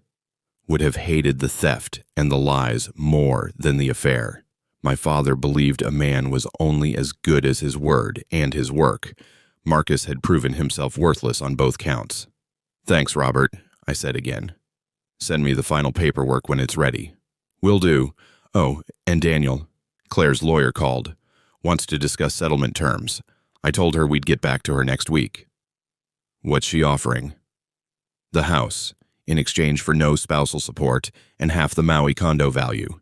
She keeps her retirement account, you keep yours. Clean split." It was more than I'd expected, less than I deserved. "What do you think?" "I think we could get more if we push. But I also think protracted litigation serves no one but the lawyers." "Your call." I thought about it. The house was important to me, not for sentimental reasons, but because I'd designed the renovations myself. The kitchen with the custom cabinets, the master bathroom with the walk-in shower, the home office with built-in bookshelves. It was my work made physical, and I wanted it back. But more than that, I wanted this over. Finished. Done. "Accept the offer," I said. "With one modification. I want the Maui condo too. Full ownership. She can buy me out, or I buy her out, but one of us needs to own it outright." "She'll never agree to that. It's her love nest with Marcus." "Then she can pay me $210,000 for my half, current market value." I smiled. "Let's see how much that condo is really worth to them." Robert laughed. "You're a cold bastard when you want to be." I learned from the best. By Friday afternoon, Claire had agreed. She'd wire me $210,000 for my half of the Maui condo. I'd get the house, and the divorce would be finalized in 60 days. No spousal support. No protracted court battles. No public spectacle. Clean. Surgical. Over. I should have felt victorious. Instead, I felt hollow. Like I'd won a war, but lost something I couldn't name. My marriage was ending. My business partnership was over. My best friend was gone. I'd gotten justice, but justice was cold comfort when you were sleeping alone in a house that echoed. That weekend, I moved back into the house. Claire had cleared out her things on Thursday, probably while I was at work. I came home to empty closets and missing pictures and spaces where her furniture used to be. The living room looked wrong without her reading chair. The bathroom looked sterile without her products covering the counter. The bedroom looked like a hotel, functional but impersonal, waiting for someone to make it feel lived in. I stood in the doorway and tried to remember what it had felt like when this was our room, our bed, our life. But the memories were slippery, like trying to hold water. Had we ever been happy here? Or had that been another performance, another version of the story I'd told myself because the truth was too painful? I slept in the guest room that night, couldn't bear to be in our bed alone. On Saturday, I started erasing her. Not vindictively, not in anger, just methodically removing every trace of Claire from the house like I was renovating a space for a new client. The photos came down first, our wedding, our honeymoon, Christmas cards from the past 8 years. I packed them in boxes and put them in the garage. Maybe I'd throw them away eventually. Maybe I'd keep them as evidence of who I used to be. I hadn't decided yet. The furniture she'd left behind went next. I hired an estate sale company to take it all. Her reading chair, her desk, the dining room table we'd picked out together. All of it gone by Sunday afternoon, replaced by empty space that felt more honest than anything we'd shared. Empty space is potential, I reminded myself. In architecture, you can't build until you've cleared the ground. By Sunday evening, the house was mine again, spare, clean, ready for whatever came next. I ordered Thai food and ate it standing in the kitchen, looking out at the backyard, where we'd talked about putting in a garden but never did. Where we'd imagined kids playing someday, but never quite got around to starting a family. Where all our somedays had lived and died without ever becoming today. My phone buzzed. A text from a number I didn't recognize. "This is Elena, from Marcello's. I heard what happened. I'm sorry, but I'm also not sorry I told you. You deserve to know." I stared at it for a long moment. Elena. the server who'd whispered the truth and handed me a lawyer's business card and probably saved me from years more of being reasonable while Claire and Marcus built their exit strategy. I typed back, "Thank you for telling me, for caring enough to risk your job." 3 dots appeared. "Are you okay?" Was I okay? I didn't know how to answer that. I was alive, functional, moving forward. But okay seemed like a strong word for what I was. "Getting there," I typed, "one day at a time. If you ever need to talk to someone who gets it, I'm here. No pressure. Just an offer." I looked at her number, at the kindness of a stranger who owed me nothing, at the unexpected gentleness in a week that had been all edges and battles. "Thank you," I typed. "I might take you up on that." I didn't text her again that night, but I saved her number, filed it under Elena, truth teller, a reminder that not everyone was a liar, that some people still believed in doing the right thing even when it cost them something. Monday morning, I went back to work. Harrison Architecture, no longer Harrison and Chen, had a new logo being designed, new letterhead being printed, and new business cards on order. The office felt different without Marcus's presence. Quieter, more focused. The staff was walking on eggshells, not sure what to say or how to act around me. I called an all-hands meeting at 10 a.m. Everyone gathered in the conference room. Our architects, designers, project managers, administrative staff, 15 people who'd built their careers at a firm that no longer existed in its original form. They deserved to know what was happening. "I'm sure you've heard rumors," I started. "So let me give you facts. Marcus Chen is no longer with the firm. We've dissolved our partnership due to irreconcilable differences. Harrison and Chen Architecture is now Harrison Architecture, and I'm the sole owner." Silence. They were waiting for more, waiting for me to explain or justify or reassure them their jobs were safe. "Every client we had has chosen to continue their projects with us," I continued. "Every project currently in development will proceed as planned. Your jobs are secure. Your salaries are secure. The only thing that's changing is the name on the door and the absence of one person who wasn't pulling his weight anyway." A few nervous laughs. Sarah, our receptionist, raised her hand tentatively. "Will we be hiring someone to replace Marcus? For client relations?" "Eventually, but not immediately. For now, we're going to focus on the work, on designing buildings that matter, on serving our clients well, the schmoozing and the networking and the client dinners. We'll handle those as a team, no more relying on one person's charm to carry us." I saw them relax incrementally, nods around the room. They'd been worried about chaos, about instability. Instead, I was offering them structure and purpose. "Any other questions?" Tom, one of our senior architects, spoke up. "Are you okay, Daniel? I mean, personally, this can't be easy." The question surprised me, not because it was inappropriate, but because someone had bothered to ask, to see past the business crisis to the human one underneath. "I'm managing," I said, "and I appreciate you asking. This has been a difficult week, but I'm committed to making sure it doesn't impact the quality of our work or the culture we've built here. You all matter to me. This firm matters to me, and we're going to come out of this stronger than before." It wasn't entirely true. I didn't know if we'd be stronger. But sometimes you have to speak the future into existence before you believe it yourself. The meeting ended. People filtered back to their desks. Work resumed. The office hummed with the familiar sounds of creativity and productivity. And for the first time in a week, I felt something that might have been peace, or maybe just exhaustion. I wasn't sure there was a difference anymore. That afternoon, I had a consultation with a new potential client. The Riverside Foundation wanted to build a community arts center, and they'd heard about Harrison Architecture through one of our existing clients. It was the kind of project I loved. Meaningful, challenging, visible. The kind of thing that reminded me why I became an architect in the first place.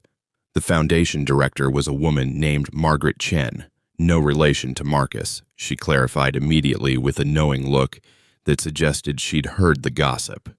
She was 60-something, sharp-eyed, and had the kind of directness I appreciated. "I'll be honest," she said as we sat in my office reviewing preliminary sketches. "We were considering Harrison and Chen for this project, but when I heard about the partnership dissolution and the reasons behind it, I almost went with another firm." "What changed your mind?" "I did some research, called your clients, asked about the quality of your work, your integrity, your vision." She smiled. Every single person said the same thing. Daniel Harrison is the real talent. Marcus Chen is the salesman. And when it comes to building something that matters, you want the talent, not the sales pitch. It was vindicating. It was also painful, because for 20 years, I'd believed we were a team, equal partners, that Marcus's skills complemented mine, and together we were stronger than either of us alone. But maybe that had been another lie, another story I'd told myself because believing it was easier than admitting I'd been carrying him all along. "Thank you for your confidence," I said. "I promise you won't regret it." "I'm sure I won't." She gathered her papers. "And Daniel, for what it's worth, I've been where you are. Divorced after 20 years. Found out my husband had been cheating with his secretary for half our marriage. Cliché as hell, right?" I smiled despite myself. "How did you get through it?" "One day at a time, one project at a time, one small victory at a time." She stood to leave. "And by remembering that people who betray you are doing you a favor. They're showing you who they really are. Believe them." After she left, I sat at my desk and thought about that. Believe them.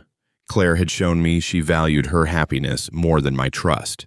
Marcus had shown me he valued money and excitement more than 20 years of friendship. They'd both shown me exactly who they were. I'd just been too invested in who I wanted them to be to see it. My phone rang. Unknown number. I almost didn't answer, but something made me pick up. "Daniel Harrison," I said. "Mr. Harrison, this is Detective Sarah Wolf with the Seattle Police Department. I'm calling about a complaint we received regarding financial irregularities at Harrison and Chen Architecture." My stomach dropped. "I didn't file a police report." "No, sir, but someone else did. A Marcus Chen called us this morning claiming you've been embezzling from your partnership and framing him to cover your tracks." I closed my eyes. Of course. Of course Marcus would try this. One last desperate attempt to shift the narrative, to make himself the victim. "Detective Wolf," I said calmly, "I have extensive documentation of Mr. Chen's embezzlement from our partnership, including a completed forensic audit and signed admission of guilt. He's attempting to preempt criminal charges by filing a false report." "That's what I suspected," she said, "but I had to follow up. Would you be willing to come to the station and provide your documentation?" "Absolutely. When?" "How's tomorrow morning?" "I'll be there." I hung up and immediately called Robert. "Marcus filed a police report claiming I embezzled from the partnership." Robert sighed. "Of course he did. Cornered rats always bite. Don't worry, we have everything we need to prove he's lying. I'll meet you at the station tomorrow." "Should I file charges against him for the false report?" "Let's see how tomorrow goes. But Daniel, this is a good sign." "How is this good?" "Because it means he's desperate. People who are winning don't file false police reports. He's scared, and scared people make mistakes." That night, I couldn't sleep.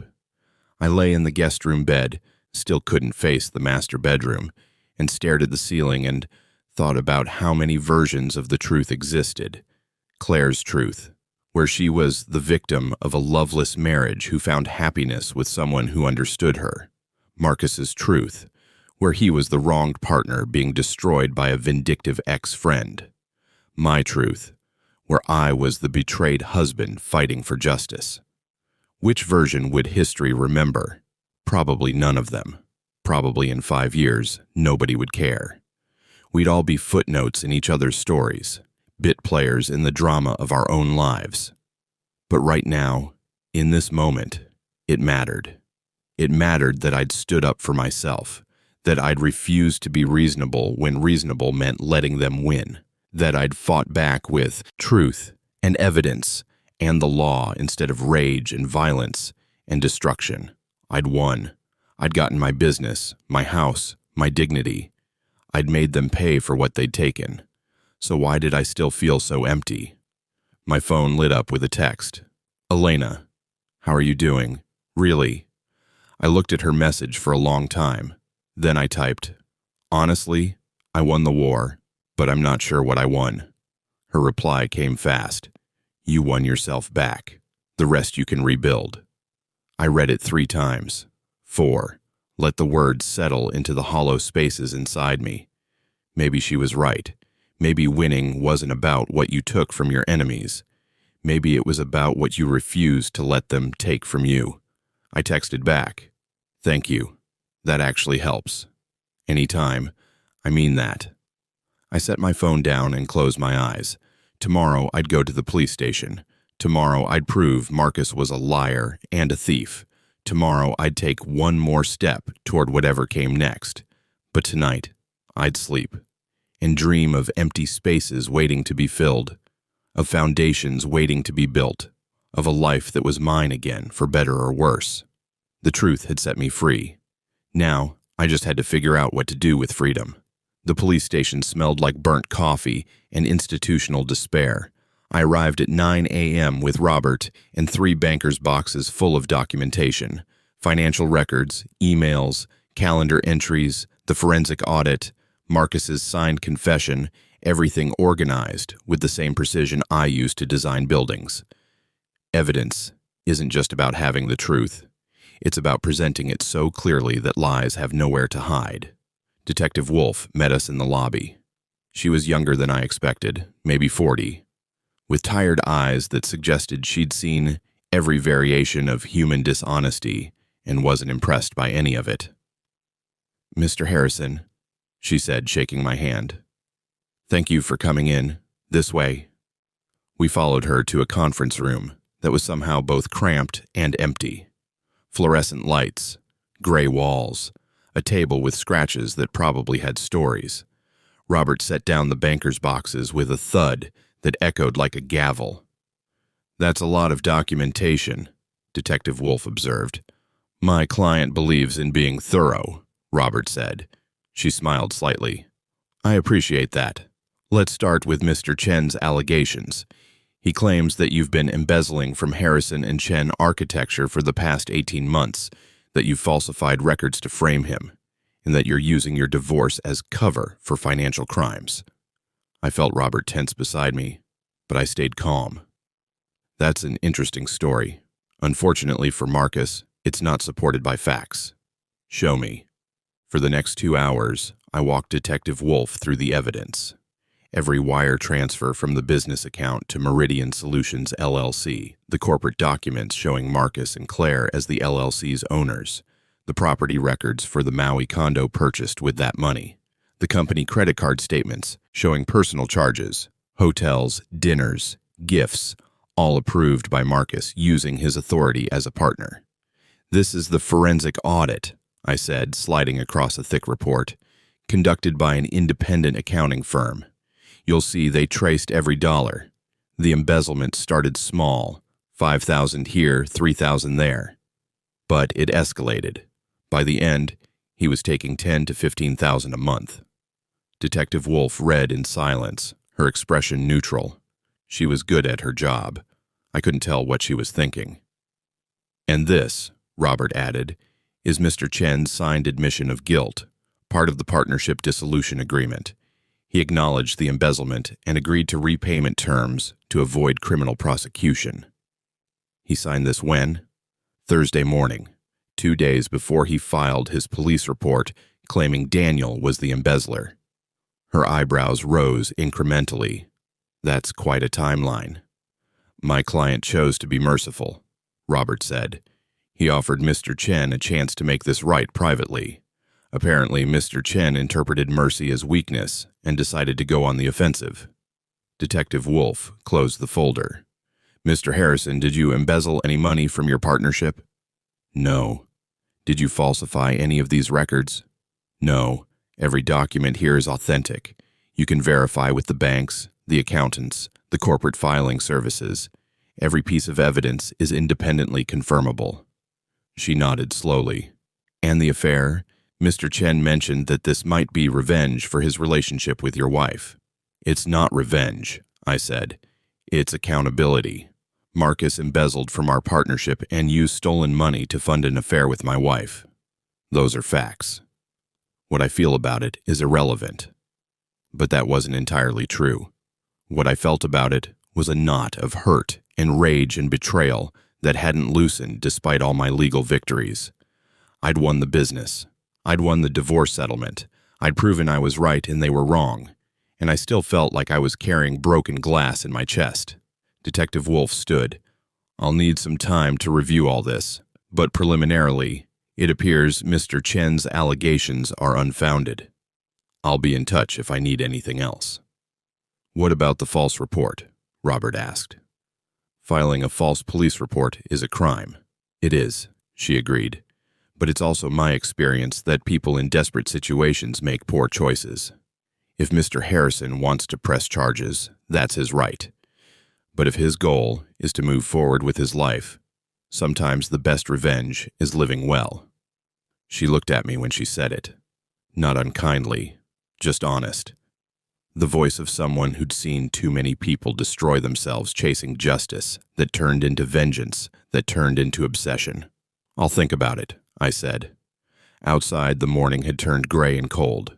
October weather in Seattle, where the sun was a rumor and the rain was a constant.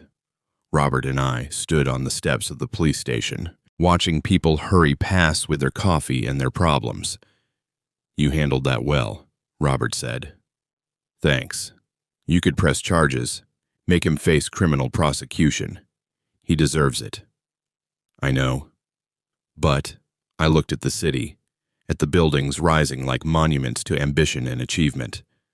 Somewhere out there was Marcus, probably panicking because his last desperate play had failed.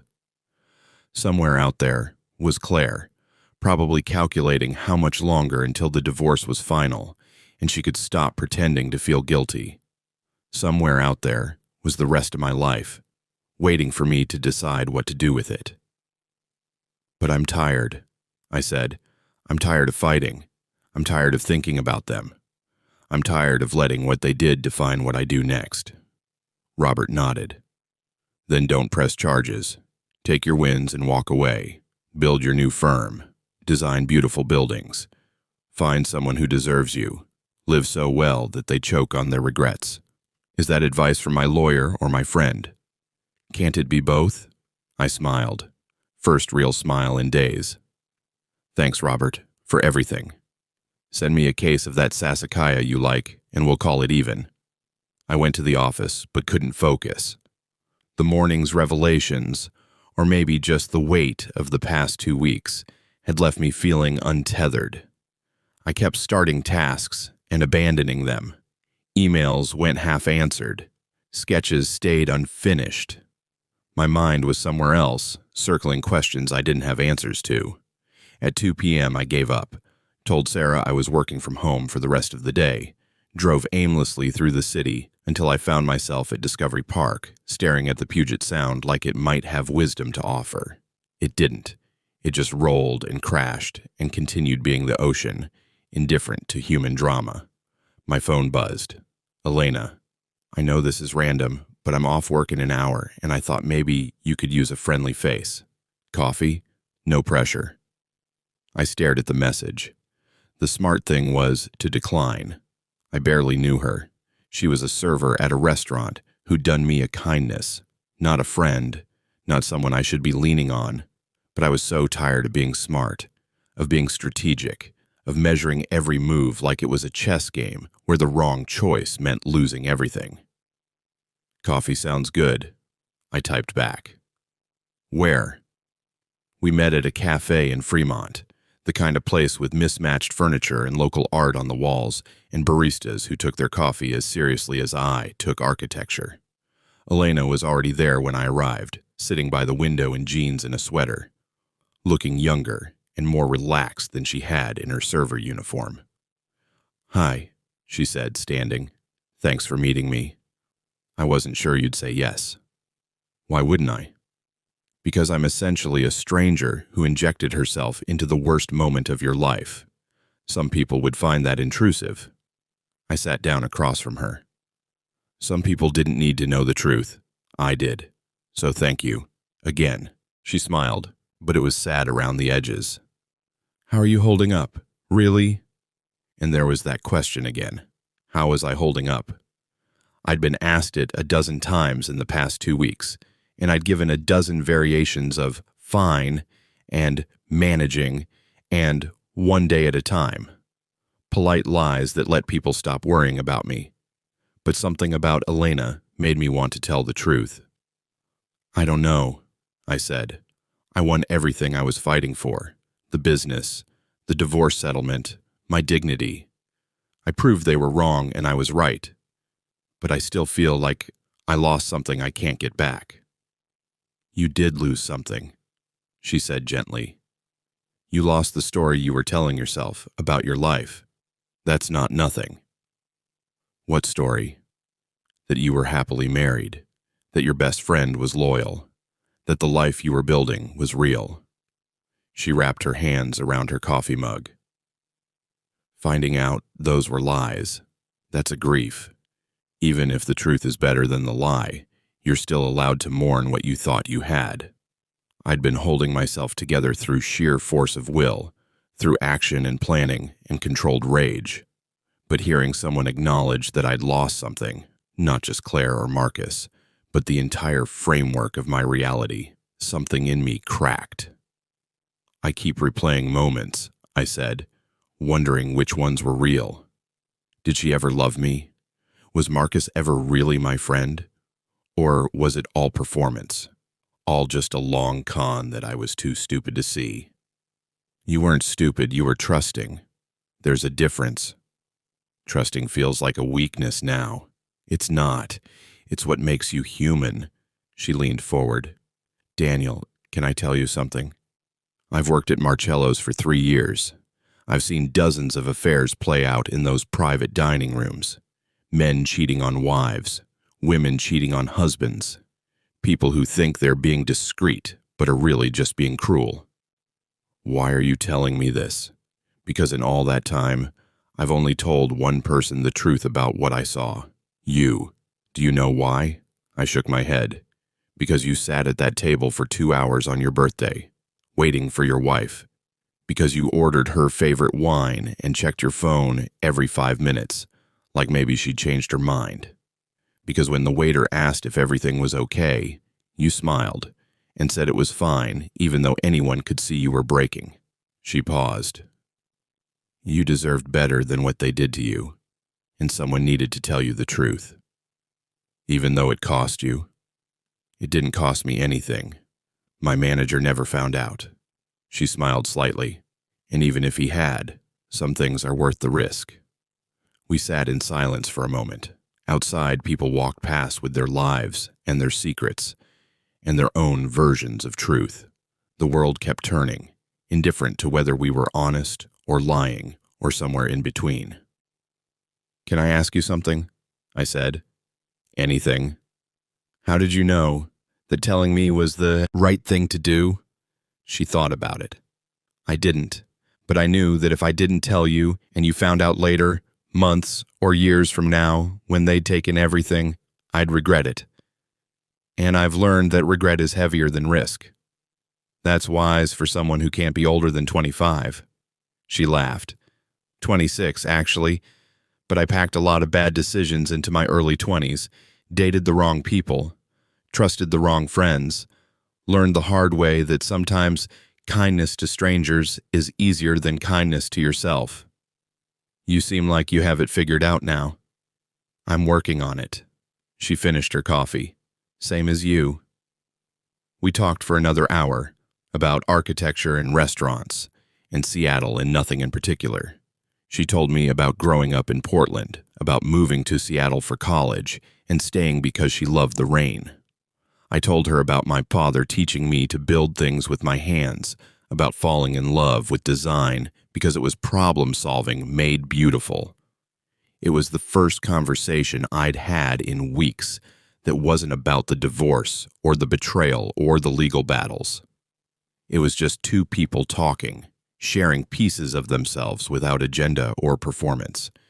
It felt like remembering how to breathe. When we finally left the cafe, the sun was setting, or would have been if it wasn't cloudy. The sky was gray, but lighter, like maybe tomorrow would be better.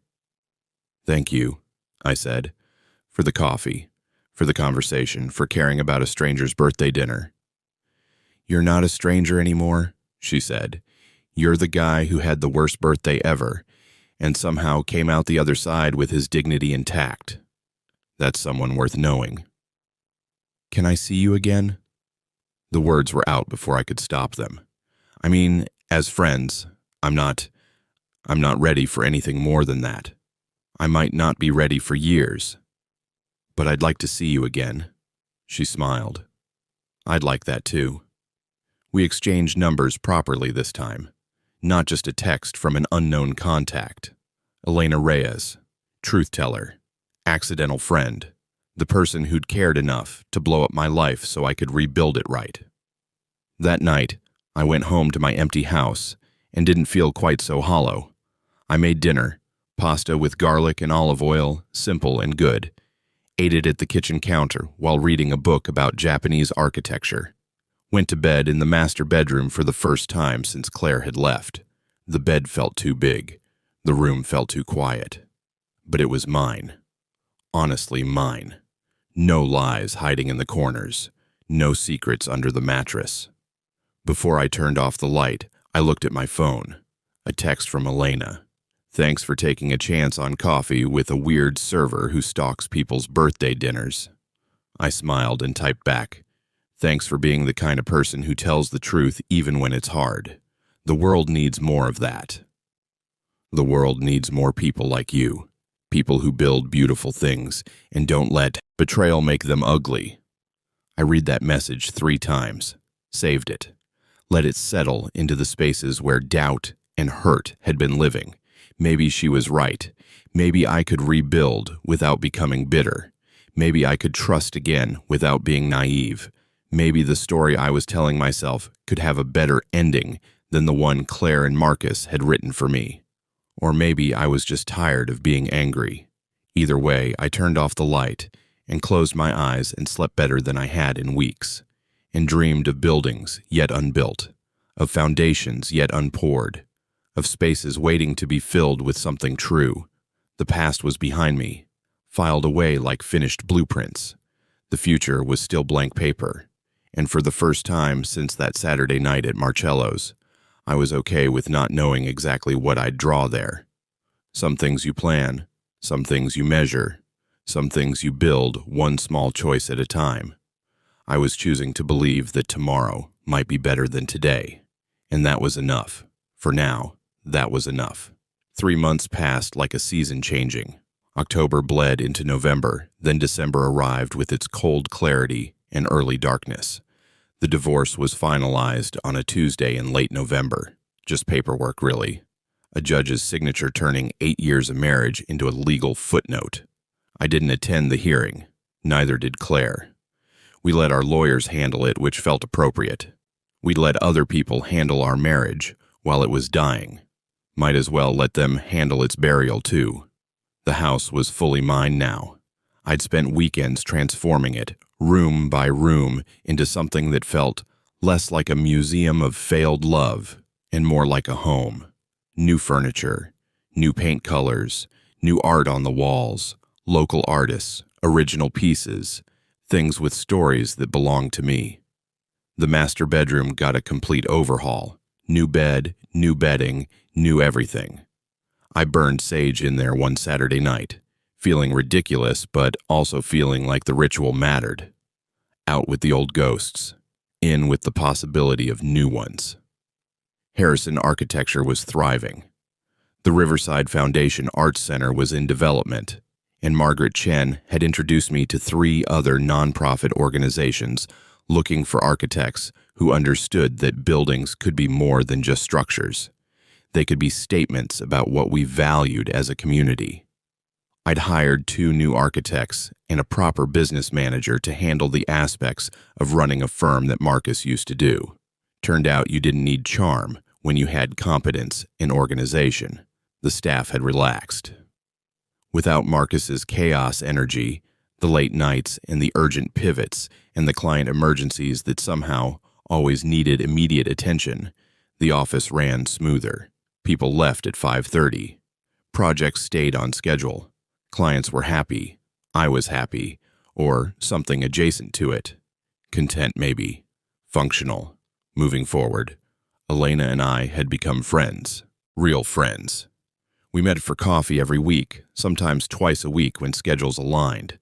She told me about her life.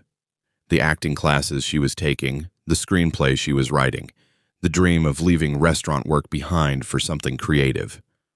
I told her about my projects, about learning to cook for one, about the strange experience of reclaiming my own life. We didn't talk about Claire and Marcus much. That story was over, filed away with the other finished things. But sometimes Elena would ask how I was doing with the hard days, the anniversaries of things that didn't exist anymore, the moments when loneliness felt like a physical weight. And I'd tell her the truth, which was that some days were better than others, and I was learning to be okay with that. "You seem lighter," she said one Wednesday in early December. We were at our usual cafe, the one in Fremont with the good coffee and the mismatched chairs. Rain streaked the windows. Very Seattle. Very normal. "Lighter how?" "Less like you're carrying a building on your shoulders. More like you're just here, present." She smiled. "It's nice to see." "It feels nice to be," I admitted. For a while there, I was so focused on winning, on making sure they paid for what they did, that I forgot there was supposed to be something after the battle. "And is there something after?" I thought about it. "Yeah, this. Work I care about. People I trust. A life that's actually mine instead of one I'm sharing with people who don't value it." "Have you heard from either of them?" "Marcus sends a payment every month, per the agreement. Always exactly on time. Always with a note that says, payment 4 of 36 or whatever number we're on. No apologies, no attempts at reconciliation, just acknowledgement of debt." "And Claire?" "Nothing. The divorce was final 3 weeks ago, and I haven't heard a word since the settlement was signed. For all I know, she and Marcus are living happily ever after in their Maui condo. I'd bought them out of the property, paid Claire the $210,000 for her half. It had felt good, writing that check. Final. Like I was buying my way out of their story and into my own. Elena was quiet for a moment. Then, "Can I ask you something personal?" "Always." "Do you think you'll ever trust someone again, like romantically?" It was a question I'd been avoiding, even in my own head. The idea of dating felt impossible, not because I was still hung up on Claire.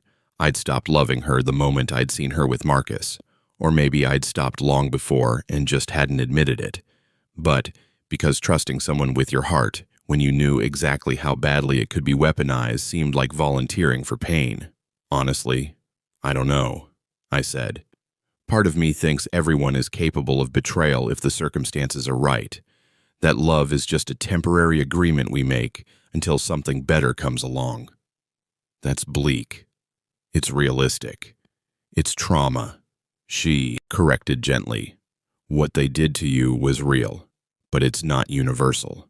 There are people who mean it when they promise to stay. People who wouldn't steal from you or lie to you or build exit strategies behind your back." "How do you know which ones they are?" "You don't. Not for sure. That's what trust is. Choosing to believe in someone even though you can't guarantee they won't hurt you." She paused. "But I think you already know that. You're trusting me, aren't you? Sitting here telling me real things, letting me be your friend, even though I'm basically a stranger who inserted herself into your life. She was right. I'd been trusting Elena for months without thinking about it, telling her things I hadn't told anyone else, letting her see the parts of me that were still broken and healing. She'd earned that trust through consistency and honesty and showing up when she said she would. "You're not a stranger anymore," I said. "You're Elena, the person who cared enough to tell me the truth." "See? Trust. You're already doing it," she grinned. Baby steps toward not being completely emotionally unavailable. I laughed despite myself. "Is that your professional diagnosis?" I took one psychology class in college. That makes me basically a therapist. We finished our coffee and walked out into the December drizzle. Seattle rain, the kind that's more mist than drops, that gets you wet without you noticing until you're soaked. Elena pulled up her hood. I didn't bother. Some things you just accept. "What are you doing for Christmas?" she asked. The question caught me off guard. I hadn't thought about Christmas. Last year, Claire and I had gone to her parents' house in Florida. The year before that, we'd stayed home and exchanged expensive gifts that were supposed to prove we still cared. This year, I had no plans, no traditions, no obligations. Nothing, I guess. Why? Because my family does this big Christmas Eve thing. My parents, my siblings, various aunts and uncles and cousins. It's chaos and loud, and my mom cooks enough food for an army. And I thought, maybe you'd want to come, if you don't have other plans. I looked at her. At this woman who'd been a stranger 4 months ago and was now inviting me into her family's Christmas. It felt significant, like crossing a threshold I hadn't known I was standing at. "You don't have to," she added quickly. "I know it's probably too much too soon. I just thought you shouldn't be alone. Not on Christmas, not after everything." "I'd love to come," I said, and meant it. Her face lit up. "Yeah? Yeah. Thank you for asking. Fair warning, my family is a lot. My mom will ask you 100 questions and try to set you up with my cousin Rosa. My dad will want to talk about the Seahawks. My nephew will probably throw food. It's not quiet or elegant or anything like what you're used to." "Sounds perfect," I said, and it did. Messy and real and full of people who weren't performing love but living it. Complications and alls. That weekend I got a call from an unknown number. I almost didn't answer, but something made me pick up. "Daniel Harrison," I said. "Daniel, it's Marcus." I went very still. I hadn't heard his voice in 3 months, not since the lunch where I'd dismantled his life. Hearing it now felt like opening a door I'd locked and forgotten about. "What do you want, Marcus?" He paused. "I'm not calling to apologize. I know you don't want to hear that. I'm calling because I need to tell you something. About Claire." My stomach tightened. "I don't want to hear about Claire. Just listen, please." His voice was strained, tired. "She left me 2 weeks ago, packed her stuff and moved back to Florida. Said the whole thing was a mistake, that she'd gotten caught up in the fantasy of us, but the reality was different, that she missed her old life."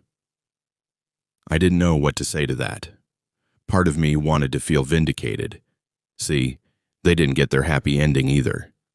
Part of me just felt sad, for all of us, for the wreckage we'd made of our lives chasing things that turned out to be mirages. "Why are you telling me this?" I asked. "Because you deserve to know. Because I've been sitting here in this apartment thinking about everything we lost. The friendship, the business, the trust. And I realized it was all for nothing. She didn't love me. She loved the idea of being in love, the excitement, the secret. And now that it's not a secret anymore, now that it's just real life, with bills and arguments and all the boring parts of being together, she's gone. What do you want me to say, Marcus? That I feel bad for you? No, I want you to know I'm sorry, really sorry. Not because I got caught or because things didn't work out with Claire, but because I betrayed you, my best friend, the person who trusted me with everything, and I threw it away for something that wasn't even real. The apology hung in the air between us like smoke. I could feel the weight of it, the sincerity. This wasn't the desperate Marcus from the police report or the calculating Marcus from the exit strategy. This was the Marcus I used to know, my friend, the person he'd been before greed and lust had turned him into someone else. I can't forgive you, I said quietly. Not yet. Maybe not ever. What you did, what both of you did, it broke something in me. And I'm still figuring out how to live with the broken pieces. I know. I understand. He was quiet for a moment. For what it's worth, you were right about everything. I was the salesman. You were the talent. And I was too arrogant to see that without you. I'm just a guy with a nice smile and no substance. What are you going to do now? I don't know. Maybe leave Seattle. Start over somewhere else. Try to be better than I've been.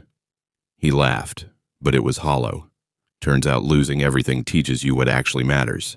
Took me 38 years and destroying my best friendship to figure that out. Marcus, you don't have to say anything. I just wanted you to know that I'm sorry, that you deserved better, that I hope someday you can think about our friendship, the real one, before I fucked it all up, without it hurting. He hung up before I could respond. I stood there, holding my phone, staring at the rain-streaked window, trying to process what I felt. Not satisfaction, not vindication, just a tired kind of sadness for the people we'd all been and the people we'd become. Claire had left him. The grand love affair, the thing they'd sacrificed everything for, had lasted less than 3 months, past the point where it stopped being forbidden. Maybe Elena was right. Maybe what they'd had wasn't love, but the thrill of getting away with something. And once the thrill was gone, there was nothing left to sustain them. I thought about calling her, Claire, not Elena, just to confirm Marcus's story. But what would be the point? That chapter was closed. Whether she was in Florida or Maui or on the moon, it didn't matter. She wasn't my wife anymore. Wasn't my problem. Wasn't even really my memory. Just a cautionary tale about mistaking performance for reality. I called Elena instead. Hey, she said. Everything okay? Marcus called. Claire left him. The whole thing imploded. Oh, wow. How do you feel about that? I don't know. Empty, vindicated, sad, all of the above. I laughed. Is it wrong that mostly I just feel tired? It's not wrong. It's honest. You're allowed to be tired of caring about people who hurt you. He apologized. Said he was sorry for real this time, that he understands what he lost. Do you believe him? Did I? Marcus had lied to me for 2 years. Had stolen from me, betrayed me, tried to destroy me when I fought back. But the voice on the phone had sounded genuine. Broken, actually remorseful instead of just sorry he got caught. I think I believe he's sorry, I said. I just don't know if sorry is enough. It doesn't have to be. You're allowed to accept his apology without forgiving him. You're allowed to acknowledge his pain without taking responsibility for it. You're allowed to move on with your life while he figures out his own. When did you get so wise? Told you. 1 psychology class. I'm basically Freud. I smiled. Thank you for picking up, for listening, for being you. Anytime. That's what friends do. Friends. I had a friend. Maybe more than one if I counted Robert and Margaret Chen and the people at work who'd stood by me through the chaos.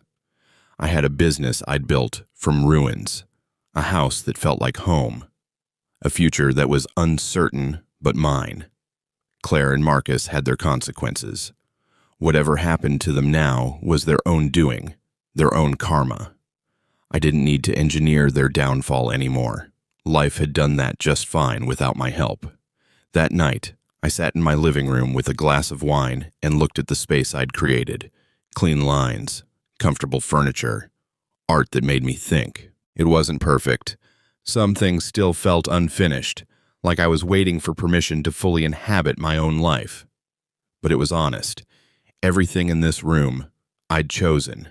Everything here was real. I raised my glass to the empty room. To truth, I said out loud, and to whatever comes next. The house didn't answer, but it didn't need to. I was learning to be comfortable with silence, with spaces that weren't filled with noise or drama or other people's chaos. Learning to be comfortable with myself, and that, I was discovering, was the real victory. Not destroying them, not making them pay, not even getting my life back, just learning to like the person I'd become in the rebuilding.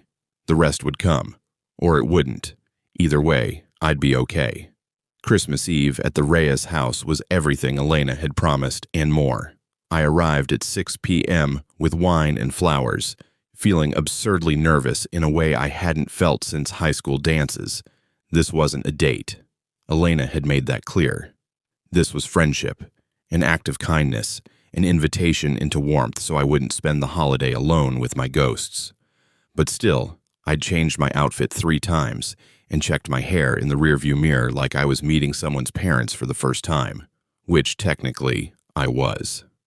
The house was in Ballard, a 1950s rambler that had been loved into something more than its architecture suggested. Christmas lights outlined the roof line. A wreath hung on the door. Through the windows, I could see people moving, laughing, living their lives at full volume. Elena opened the door before I could knock. "You came," she said, like there'd been doubt. She was wearing a red sweater with a reindeer on it, completely unself-conscious about the tackiness. Her hair was down, curly and wild. She looked happy. Come in, come in. Warning, it's chaos in here." She wasn't exaggerating. The house was full of people. Kids running, adults talking over each other, someone singing in the kitchen, a dog barking, Christmas music competing with conversation. The smell of cooking filled every room. Tamales and pozole and something sweet that might have been cookies or might have been buñuelos. It was overwhelming and warm, and completely foreign to the quiet, controlled Christmases I'd known. "Everyone!" Elena shouted over the noise. "This is Daniel. He's my friend. Be nice." A woman who had to be Elena's mother materialized from the kitchen, wiping her hands on her apron. She was small and round and had Elena's eyes. "Daniel, Elena told us about you. Come, come. You're too skinny. Have you eaten?" "I brought wine," I started, but she was already pulling me toward the kitchen, talking rapid fire in a mix of English and Spanish, asking questions and answering them herself before I could respond. Elena caught my eye and mouthed, "I'm sorry," but she was laughing. The kitchen was the heart of the house. Elena's mother, call me Rosa, everyone calls me Rosa, had been cooking for what looked like days. Pots simmered on every burner. The counters were covered with dishes in various states of completion. Women I assumed were aunts or cousins moved around her in practiced choreography, adding ingredients, stirring, tasting, arguing about seasonings with the passion usually reserved for politics. "Sit," Rosa commanded, pointing at a stool. "You look like you need feeding." I sat. She put a plate in front of me. Tamales, rice, beans, salsa that was probably homemade and definitely hotter than I was ready for. I took a bite. It was incredible. "Good?" Rosa asked. "Amazing," I said honestly. She beamed. "Elena said you're an architect. You build buildings?" "I design them. Other people build them." "He's being modest," Elena interjected. "He's designed some of the most beautiful buildings in the city. Museums, cultural centers, that new performing arts space everyone's talking about." "The Riverside Project?" one of the aunts asked. "I read about that in the paper. That's yours?" "It will be," I said. "We break ground in March." And just like that, I was part of the conversation. They asked about the design, about what made a building beautiful, about whether I'd ever designed a house. Elena's father, Carlos, a retired firefighter with a crushing handshake, wanted to know about earthquake safety and building codes. Her younger brother, Miguel, who worked in construction, peppered me with technical questions about materials and engineering. It was the opposite of every holiday gathering I'd attended with Claire. Those had been performances, carefully curated guest lists, expensive catering, conversations that stayed safely in neutral territory. Everyone trying to impress everyone else. Everyone performing their best lives. This was real. Messy and loud and full of people who didn't need to impress each other because they'd already seen each other at their worst and loved each other anyway. Elena's nephew, the one she'd warned would throw food, was 5 and named Mateo. He attached himself to me within 10 minutes, demanding I play trucks with him on the living room floor. I ended up spending an hour pushing Matchbox cars around a makeshift city he'd built from couch cushions while he narrated elaborate stories about traffic jams and rescue missions. "You're good with kids," Elena observed, sitting down on the floor beside us. "I don't have much experience." Could have fooled me. Mateo usually doesn't warm up to strangers. "I'm not a stranger," Mateo announced. "Daniel's my friend. He knows about buildings." Elena smiled. "See? You're part of the family now. Fair warning, you can't escape. Mom's probably already planning your wedding to Cousin Rosa." "There's a Cousin Rosa?" "There are 3 Cousin Rosas. It's a family name." She leaned back against the couch. "Thank you for coming. I know this is probably overwhelming." "It's perfect," I said, and meant it. At dinner, I found myself squeezed between Elena and her grandmother, a tiny woman named Abuela Carmen, who spoke almost no English, but communicated perfectly through smiles and the universal language of piling more food on my plate. The table was too small for everyone, so some people ate in the living room, some in the kitchen, kids at a card table in the hallway. It was chaotic and imperfect and full of love. Elena's father stood to say grace. It was simple and heartfelt. Gratitude for family, for health, for being together, for the people at the table and the people who couldn't be there, for the food and the hands that made it, for another year of blessings. When he finished, everyone said Amen and started eating and talking at full volume, and I felt something in my chest loosen. Something hadn't realized was tight. This was what family was supposed to feel like. Not perfect, not performed, just present. After dinner, there was gift exchange. Not expensive things, mostly gag gifts and homemade items and inside jokes that made people laugh. Elena's sister had made everyone matching ugly sweater ornaments. Miguel gave his dad a World's Okayest Father mug. The kids got toys that they immediately started fighting over in the way siblings do. Elena handed me a small wrapped box. "I know we said no gifts, but I saw this and thought of you." I hadn't known we'd said no gifts. I also hadn't brought anything except wine and flowers, which now felt inadequate. "Elena, I didn't..." "Just open it." Inside was a small leather notebook, the kind architects use to sketch in, with quality paper and a ribbon bookmark. On the first page, she'd written, "For building new dreams. E." I looked at her. She was watching me with careful hope, like maybe she'd overstepped. "It's perfect," I said quietly. "Thank you." "Yeah?" "Yeah." Later, after the dishes were done and the kids had crashed from sugar highs and half the family had gone home, a smaller group gathered in the living room. Someone had started a fire. Christmas music played softly. Elena's parents were on the couch, her mother's head on her father's shoulder. Miguel was sprawled in an armchair, already half asleep. Abuela Carmen was in her recliner, crocheting something pink. Elena and I sat on the floor by the fireplace, backs against the couch, watching the flames. "Your family is wonderful," I said. "They liked you. Mom's already planning the wedding." To which Cousin Rosa? "She hasn't decided yet. She's keeping her options open." Elena smiled. "But seriously, thank you for being a good sport. I know it's a lot." "It's not too much. It's exactly enough."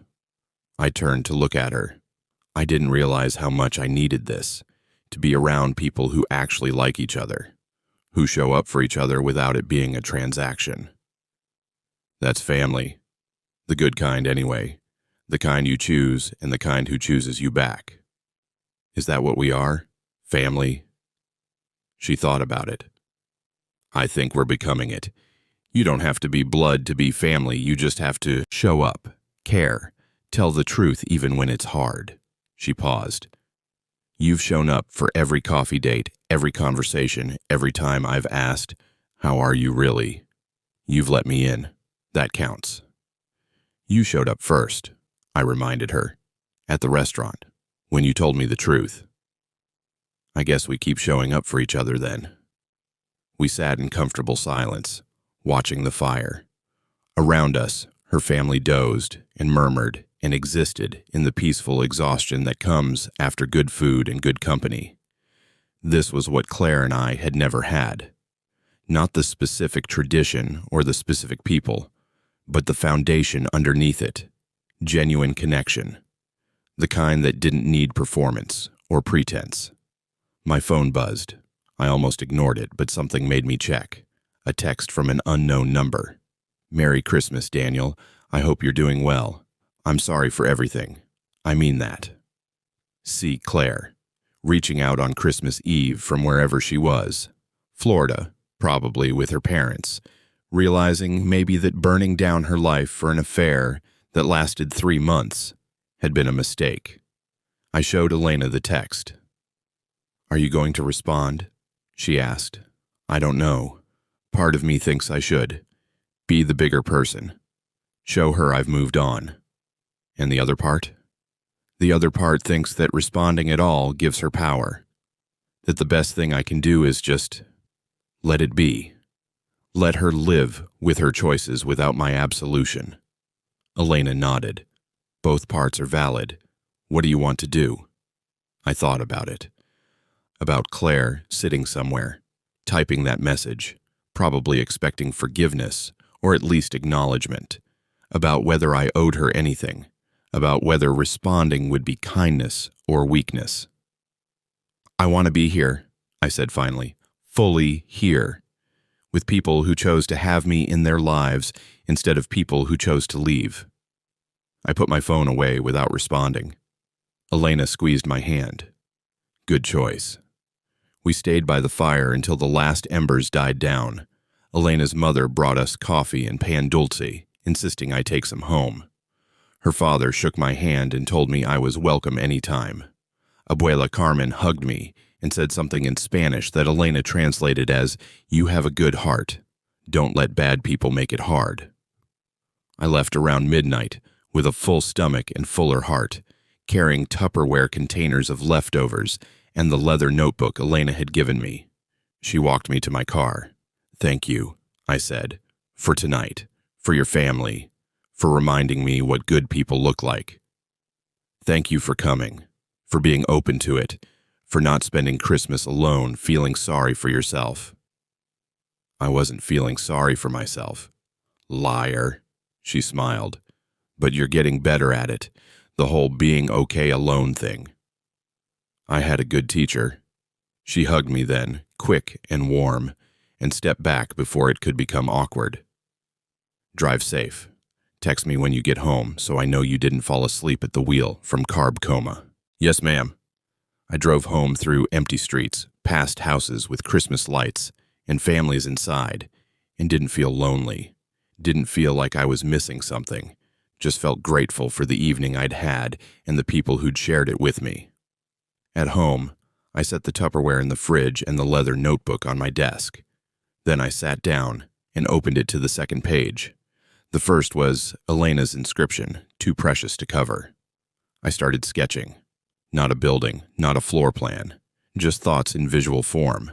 The Reyes house with its warmth and chaos, Mateo's matchbox city, the fire we'd sat by, Elena's smile, the way her family had welcomed a stranger because their daughter had asked them to, the way they'd reminded me that family wasn't about blood or obligation. It was about showing up, about choosing each other, about making space for people to be imperfect and loved anyway.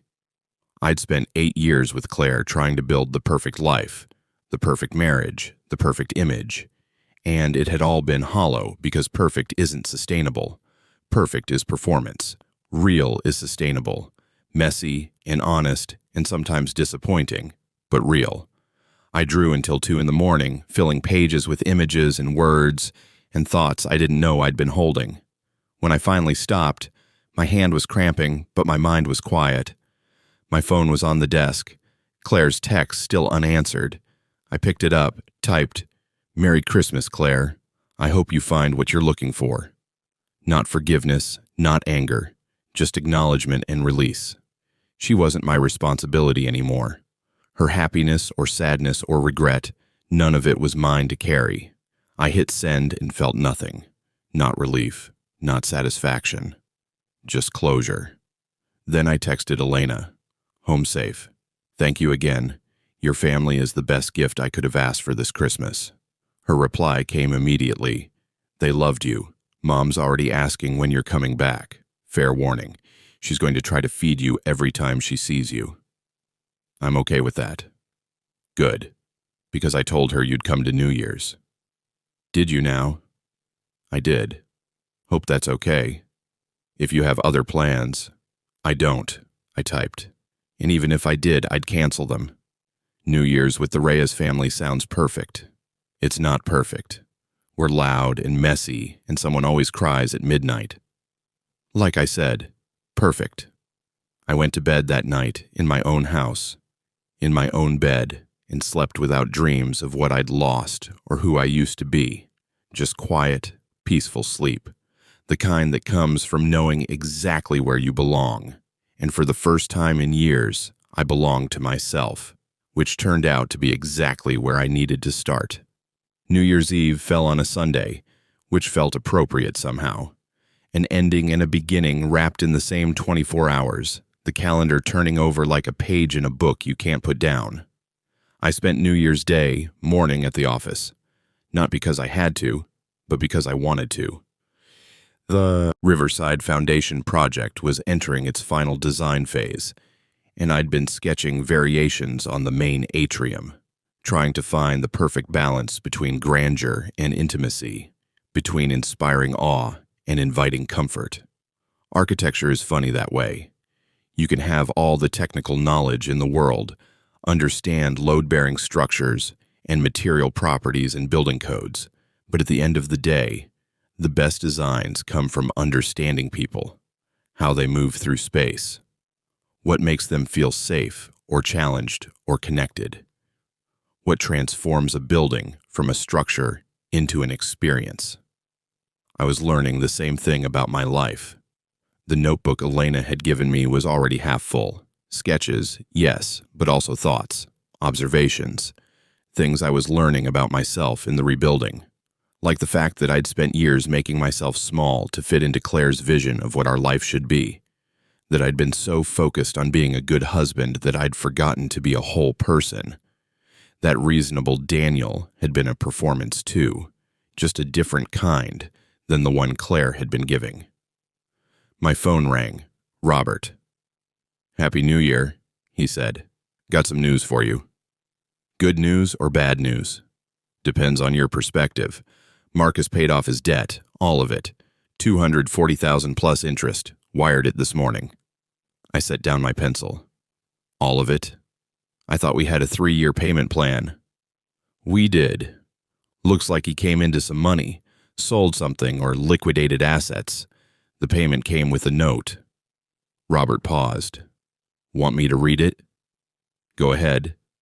It says, "This is everything I owe you financially. I know I owe you more than money can repay, but at least this is something I can make right. I'm leaving Seattle next week, starting over in Portland. I hope someday you can remember me as I was before I became who I am. Take care of yourself. M." I was quiet for a long moment, staring out my office window at the city. Somewhere out there, Marcus was packing up his life, preparing to leave behind everything he'd built here. The reputation, the connections, the memories of who he used to be. "Daniel, you there?" "Yeah." I'm here. I rubbed my eyes. Did he really think I'd remember him fondly? After everything? I think he's hoping that someday, enough time will pass that you can separate the friend he was from the person he became. That's probably asking too much. It is. But even as I said it, I wasn't entirely sure. 20 years of friendship didn't just evaporate. The memories of who Marcus had been, the college friend who'd stayed up all night helping me study for finals, the best man who'd cried during his toast at my wedding, the business partner who'd believed in our vision when nobody else did. Those memories existed alongside the betrayal. Maybe someday I could hold both truths at once, the good Marcus had been and the terrible things he'd done. But not yet. The wound was still too fresh. What should I do with the money? Robert asked. Put half in the business, use the other half to set up a scholarship fund. A scholarship fund? For architecture students, low-income kids who want to design buildings but can't afford the education. Make it anonymous. I don't want recognition, I just want something good to come from all this mess. Robert was quiet for a beat. That's very generous, Daniel. It's not generous, it's practical. The money came from betrayal. I don't want it contaminating my life. This way, it becomes something useful, something that helps people instead of hurting them. I'll set it up. What do you want to call it? I thought about it. The Second Chances Architecture Scholarship, because everyone deserves the chance to build something better. Even Marcus, even Claire, even me. After I hung up, I sat in the quiet of my office and let myself feel the weight of it. Marcus was leaving. Claire was gone. The chapter of my life that had included them was closing, and I got to choose what the next chapter would be. That was the thing about hitting bottom. Once you'd survived the fall, you got to decide how to climb back up. I spent the afternoon working, then went home to shower and change for the Reyes family New Year's Eve party. Elena had texted earlier. Fair warning, midnight gets emotional. My mom cries, my abuela cries, everyone hugs everyone. It's a whole thing. I'd replied, sounds perfect. And it did. After years of sterile, champagne toast New Year's celebrations with Claire's colleagues, the idea of genuine emotion sounded like exactly what I needed. The party was smaller than Christmas, just immediate family and a few close friends. But it had the same warmth, the same sense of people who genuinely enjoyed being together. Rosa had made pozole and tamales again because apparently every celebration required tamales. Carlos had set up a projector to watch the ball drop. The kids were running around with noisemakers, already hyped on sugar. Elena found me in the kitchen stealing a tamal. Caught you. Your mom told me to eat. I'm just following orders. Sure you are. She was wearing jeans and a soft blue sweater, her hair pulled back in a messy bun. No makeup, completely comfortable. How was your day? Productive. Finished the atrium design for Riverside. Got some unexpected news. Good news. Marcus paid off his debt, all of it. He's leaving Seattle. Her eyebrows rose. Wow. How do you feel about that? It was the question everyone kept asking me. How do you feel? Like feelings were simple things you could identify and label instead of complicated knots of contradictory emotions. Relieved mostly, I said. He's gone, Claire's gone, and I get to stop thinking about them, stop letting them take up space in my head. And the other feelings? The ones that aren't relief? I smiled. You're getting good at this. I told you, one psychology class. There's sadness, I guess, for what we had before it went wrong, and anger that he threw away 20 years of friendship for something that didn't even last, and this weird sort of pity because I think he actually loved her, and she didn't love him back, and now he's lost everything for nothing. That's a lot of feelings. It is, but they're getting quieter, like background noise instead of a screaming alarm. I looked at her. You helped with that.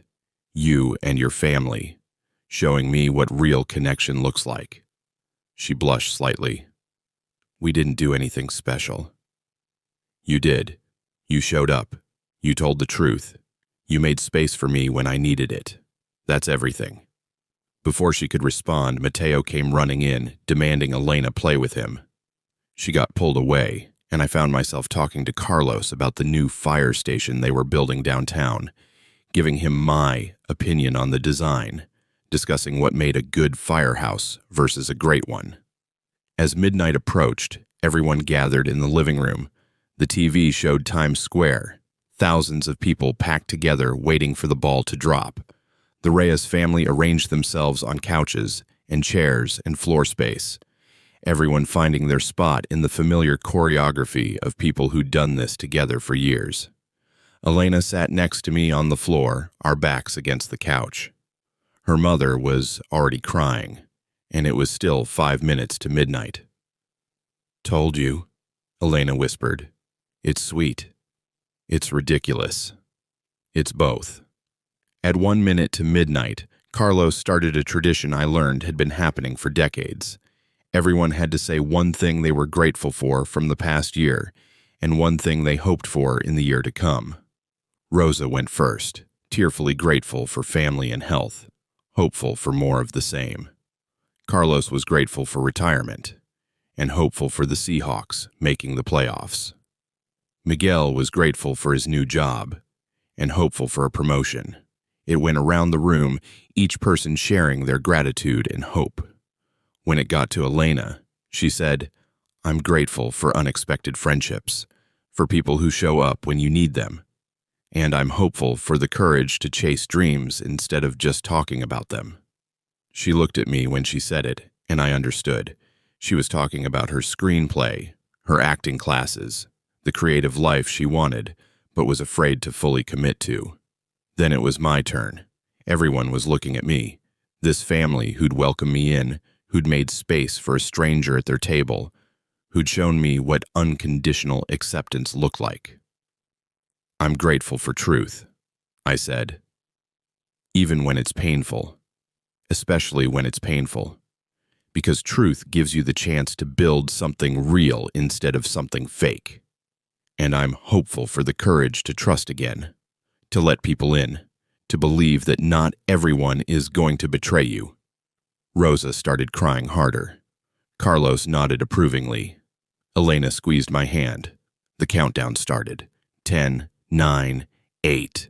I thought about where I'd been a year ago, married to someone who didn't love me, in business with someone who was stealing from me, living a life that looked perfect from the outside, but was rotting from the inside out. 5, 4, 3. I thought about where I was now, single but not lonely, successful on my own terms, surrounded by people who chose to be here, who saw my flaws and imperfections and liked me anyway. 2, 1. Happy New Year. Everyone hugged everyone, just like Elena had warned. Rosa hugged me and called me mijo, which Elena later told me meant my son. Carlos shook my hand and pulled me into a brief, masculine hug. Abuela Carmen kissed my cheek and said something I didn't understand but felt was a blessing. Elena hugged me last, and it lasted a beat longer than the others. "Happy New Year, Daniel," she said softly. "Happy New Year, Elena." We stepped back, and there was a moment, just a fraction of a second, where I saw something in her eyes. Something that looked like possibility, like maybe we were standing on the edge of something that could be more than friendship if we were brave enough to step forward. But then Mateo crashed into us, demanding attention, and the moment passed, and we went back to being what we were. Friends. Good friends. The kind of friends who told each other the truth, and showed up, and made space for each other's broken pieces. Maybe that was enough, or maybe it was just the beginning. The party continued until 2 in the morning. People slowly filtered home until it was just Elena and me helping Rosa clean up the kitchen. We worked in comfortable silence, washing dishes and putting away food and wiping down counters. "You don't have to help," Rosa said. "You're a guest." "He's family," Elena corrected. "Family helps." Rosa beamed at that, and I felt something warm settle in my chest. Family. Not the kind you're born into, but the kind you choose. The kind that chooses you back. When the kitchen was clean, Elena walked me to my car. The night was cold and clear, stars visible despite the city lights. Our breath made clouds in the air. "Thank you for including me tonight," I said. "And for Christmas, for letting me be part of your family's traditions. Thank you for being part of them, for showing up, for being willing to let us in." She paused. "Can I tell you something?" "Always." "When I first saw you at that restaurant sitting alone on your birthday, I almost didn't say anything. I thought maybe it wasn't my place. Maybe you'd rather not know. But something told me you deserved the truth, even if it hurt. And I'm really glad I listened to that something. I'm glad you did too.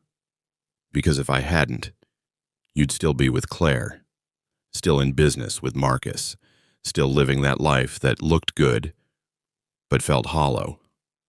And I wouldn't have met you," I added. She smiled. "Yeah, that too." We stood there in the cold, and I thought about kissing her, about taking that step from friendship into something more, about risking the good thing we had for the possibility of something better. But I didn't. Not because I didn't want to, but because I was finally learning that some things are worth waiting for, worth doing right, worth making sure the foundation is solid before you start building. "I should go," I said. "Let you get some sleep. Drive safe. Text me when you're home." "Always do." I drove home through the quiet streets of a city celebrating its new beginning, and I thought about foundations, about how you can't build anything lasting on lies or half-truths or performances, about how the strongest structures are built on honesty, even when honesty is painful, about how sometimes the best thing you can do is tear everything down to the ground and start over with better materials. At home, I opened the leather notebook Elena had given me and wrote, "New Year's resolution, build a life so honest and full that lies have nowhere to hide. Trust people who earn it. Love people who show up. Create things that matter. Be brave enough to be imperfect. Be kind enough to let others be imperfect too. Remember that the best revenge isn't destruction. It's becoming someone so whole that the people who broke you can't recognize what they lost. Most importantly, remember that healing isn't linear, that some days will be harder than others, that missing what you had doesn't mean you want it back, that you can mourn the past and still be excited for the future, that you can be okay alone and still hope for companionship, that you can be whole by yourself and still want to share that wholeness with someone who deserves it. This year, I choose truth. I choose growth. I choose to believe that the best chapters are still ahead. And I choose to be patient enough to let them unfold at their own pace. I closed the notebook and went to bed. And for the first time since this whole nightmare began, I didn't dream about what I'd lost. I dreamed about what I was building. And it was beautiful. 6 months later, I stood in the finished atrium of the Riverside Foundation Arts Center and felt something I hadn't felt in years. Pure, uncomplicated pride. The space was exactly what I'd envisioned. Soaring ceilings with natural light flooding through carefully positioned skylights. Clean lines that drew the eye upward, while intimate seating areas invited people to linger. Art on the walls from local students, a reminder that this building wasn't just about architecture. It was about community, creativity, access. Margaret Chen stood beside me, looking up at the glass ceiling where afternoon sun created patterns on the polished concrete floor. "You did it, Daniel. You built something that matters." "We did it," I corrected. "This was always a collaboration." "Don't be modest. This vision was yours. We just trusted you to make it real." She smiled. "And you're going to hate this, but the board wants to put a plaque up. Designed by Daniel Harrison, Harrison Architecture, nothing too ostentatious, just acknowledgement of the artist." I almost said no. almost fell back into the habit of deflecting credit, of making myself smaller. But I'd been working on that, learning to accept recognition without feeling like I was being arrogant, learning that there was a difference between confidence and ego. I'd be honored, I said. The grand opening was in 2 weeks. There would be speeches and a ribbon cutting and local press coverage. The mayor was coming. So were donors and community leaders and students whose lives this building would hopefully change. It was a big deal, the kind of project that defined careers. But more than that, it was proof that I could build something beautiful from ruins, that endings could become beginnings if you were brave enough to do the work. My phone buzzed. Elena. Still at the site? I'm bringing coffee and pastries. Don't argue. I smiled and texted back. Not arguing. When have I ever turned down your coffee deliveries? Never. Because you're smart. See you in 15. Margaret noticed my expression. That's the smile of a man with good news. Just a friend bringing coffee. Uh-huh. She had that knowing look that older women get when they think they're seeing a romance that the people involved haven't acknowledged yet. The same friend who's been bringing you coffee twice a week for the past 6 months. We're friends, I said. Good friends. Daniel, I'm 63 years old. I've seen a lot of friendships. Most of them don't involve that particular smile. She patted my arm. But take your time. After what you've been through, slow and steady is probably wise. She left before I could protest, which was probably her intention. I walked through the empty building, checking details, making mental notes of the final touches that still needed attention. Everything was coming together, on schedule, under budget, exactly as planned. Harrison Architecture had taken on 4 more major projects in the past 6 months. I'd hired 3 more architects, a project manager, and a marketing director who actually knew what she was doing, unlike Claire, who'd mostly posted pretty pictures on Instagram and called it brand building. The firm was growing, thriving, becoming exactly what I'd always wanted it to be. And I'd done it alone. Well, not alone, with a good team, but without a partner, without someone to share the credit or the burden. Just me, building something that was entirely mine. It felt good, solid, like standing on ground that wouldn't shift beneath me. Elena arrived exactly 15 minutes later, with coffee from our usual place and a bag of pastries that smelled like heaven. She was wearing paint-stained jeans and an oversized flannel shirt, her weekend writing outfit, which meant she'd been working on her screenplay. "How's it going?" she asked, handing me a cup. "Good. Great, actually. Want the tour?" "Obviously." I walked her through the building, pointing out design elements and explaining the choices behind them. The acoustics in the performance space, the natural light in the gallery, the accessible design that made sure everyone could enjoy the space regardless of mobility. She listened with genuine interest, asked smart questions, saw things I hadn't noticed about how the space would feel to someone experiencing it for the first time. "It's beautiful," she said when we finished in the atrium. "Really beautiful. You should be proud." I am. And I was. Without qualification or self-deprecation, just proud. We sat in one of the seating areas, drinking coffee and eating pastries, comfortable in the silence. This was what our friendship had become over the past 6 months. Easy companionship, honest conversation, the kind of comfort that comes from really knowing someone and being known in return. "How's the screenplay?" I asked. "Finished. Well, the first draft is finished, which means it's terrible and needs complete revision, but at least it exists." "That's huge, Elena. Congratulations." "Thanks. I'm trying to be excited about it instead of terrified that it's garbage." She smiled, learning to be okay with imperfect creation. Some wise architect taught me that. Sounds like a smart guy. He has his moments. We were quiet again, Somewhere in the building, I could hear workers finishing up for the day, tools being put away, voices echoing in empty spaces. In 2 weeks, this place would be full of people and life and purpose. But right now, it was just us and the afternoon light and the potential humming in the walls. "Can I tell you something?" Elena said. "Always. I got a job offer. In LA. Production company wants to hire me as a script reader. It's entry level, barely pays anything, but it's a foot in the door. A real chance to break into the industry."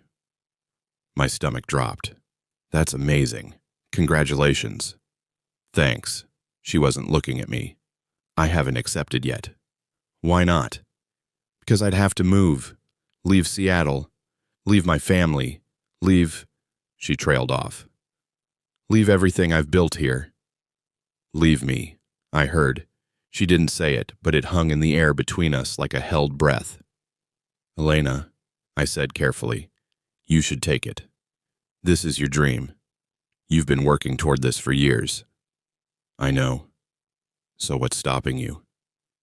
She finally looked at me, and I saw something in her eyes that I'd been seeing for months, but pretending not to notice. Something that looked like hope and fear and possibility all tangled together. "You are," she said quietly. "Or maybe not you specifically, but this.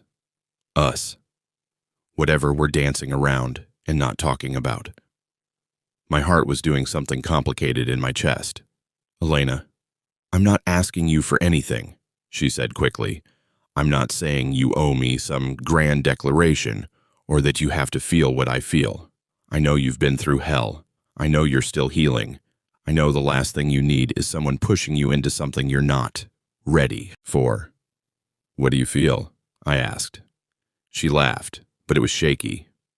"Really? You're going to make me say it?" "I need to hear it. I need to know I'm not imagining this." She took a breath. "I'm falling in love with you, Daniel. Maybe I have been since that night at Marcello's when I watched you wait for someone who didn't deserve your patience. Maybe it started later, over coffee and conversations, and watching you rebuild yourself into someone even stronger than before. But it's happening, and I can't keep pretending it's not." The words settled into the space between us, and I realized I'd been waiting to hear them for months, hoping for them while telling myself I wasn't ready, that it was too soon, that I needed more time to heal before I could risk my heart again. But the truth was, I'd been ready for a while. I just hadn't been brave enough to admit it. "I'm falling in love with you too," I said. "I think I started falling that first night we had coffee. When you told me that healing wasn't about revenge, it was about truth. You've been showing me truth for 6 months, about myself, about what real connection looks like, about the difference between performing love and living it." Her eyes were bright with tears. "So, what do we do?" "Honestly, I don't know. I've never been good at this. I thought I was building a perfect marriage with Claire, and it turned out I was just performing in a play where I was the only one who didn't know it was fiction." I reached for her hand. "But I know I don't want to lose you. I don't want you to turn down your dream because of me. And I don't want to ask you to stay when this could be your big break. So we're stuck. Maybe. Or maybe we're just at a crossroads where there's no perfect answer." I squeezed her hand. "But can I ask you something? If I wasn't a factor, if you were making this decision purely for yourself, what would you do?" She thought about it. "I'd take the job. Go to LA. Try to make it work. Even if I fail, at least I'd know I tried, instead of spending the rest of my life wondering what if. Then do that. But LA isn't that far. It's a 2-hour flight. We have phones and video calls and weekends. If this," I gestured between us, "is real, distance won't kill it. And if it's not real, then you'll have figured that out while chasing your dream instead of putting your life on hold for a maybe. You'd be okay with long distance?" I thought about it, really thought about it. 6 months ago, the idea of starting a relationship with anyone would have seemed impossible. Now, sitting here with Elena, the idea of not trying seemed worse. I'd be okay with trying, I said, taking it slow, seeing where it goes without putting pressure on it to be perfect or to fix everything, just being honest with each other and seeing what we build. She smiled through her tears. The architect wants to build something. With the right foundation this time, truth instead of performance, honesty instead of strategy, two whole people choosing each other instead of two broken people trying to fix each other. That sounds perfect. It probably won't be. We'll probably mess it up sometimes. Long distance is hard and we're both healing from different things and there's no guarantee this works. But we'll try anyway? Yeah, I said, we'll try anyway. She leaned in and kissed me, and it felt like coming home and starting a journey at the same time.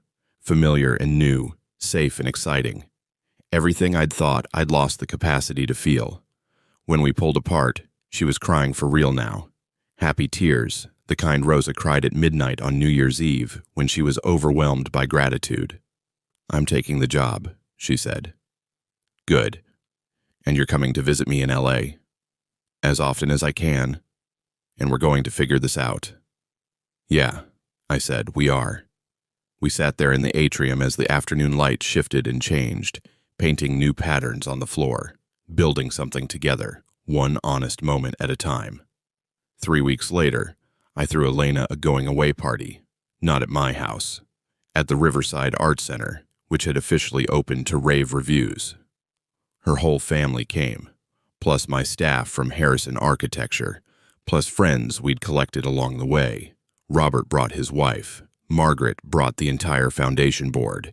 Even little Mateo was there, running around the atrium and declaring it the best castle ever. Rosa cried, of course, but she also beamed with pride that her daughter was chasing her dreams. Carlos gave a speech about courage and taking risks and knowing when to leap. Miguel promised to visit LA and crash on her couch. Abuela Carmen gave her a blessing in Spanish that made everyone cry. When it was my turn to say something, I raised my glass and looked at Elena across the room, brave and beautiful and ready for her next chapter.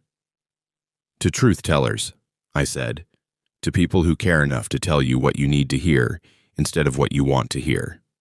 To friends who become family. To taking risks and chasing dreams and trusting that the people who matter will still be there when you land. To Elena, everyone chorused. She caught my eye and mouthed, "Thank you," and I knew she meant for more than just the party.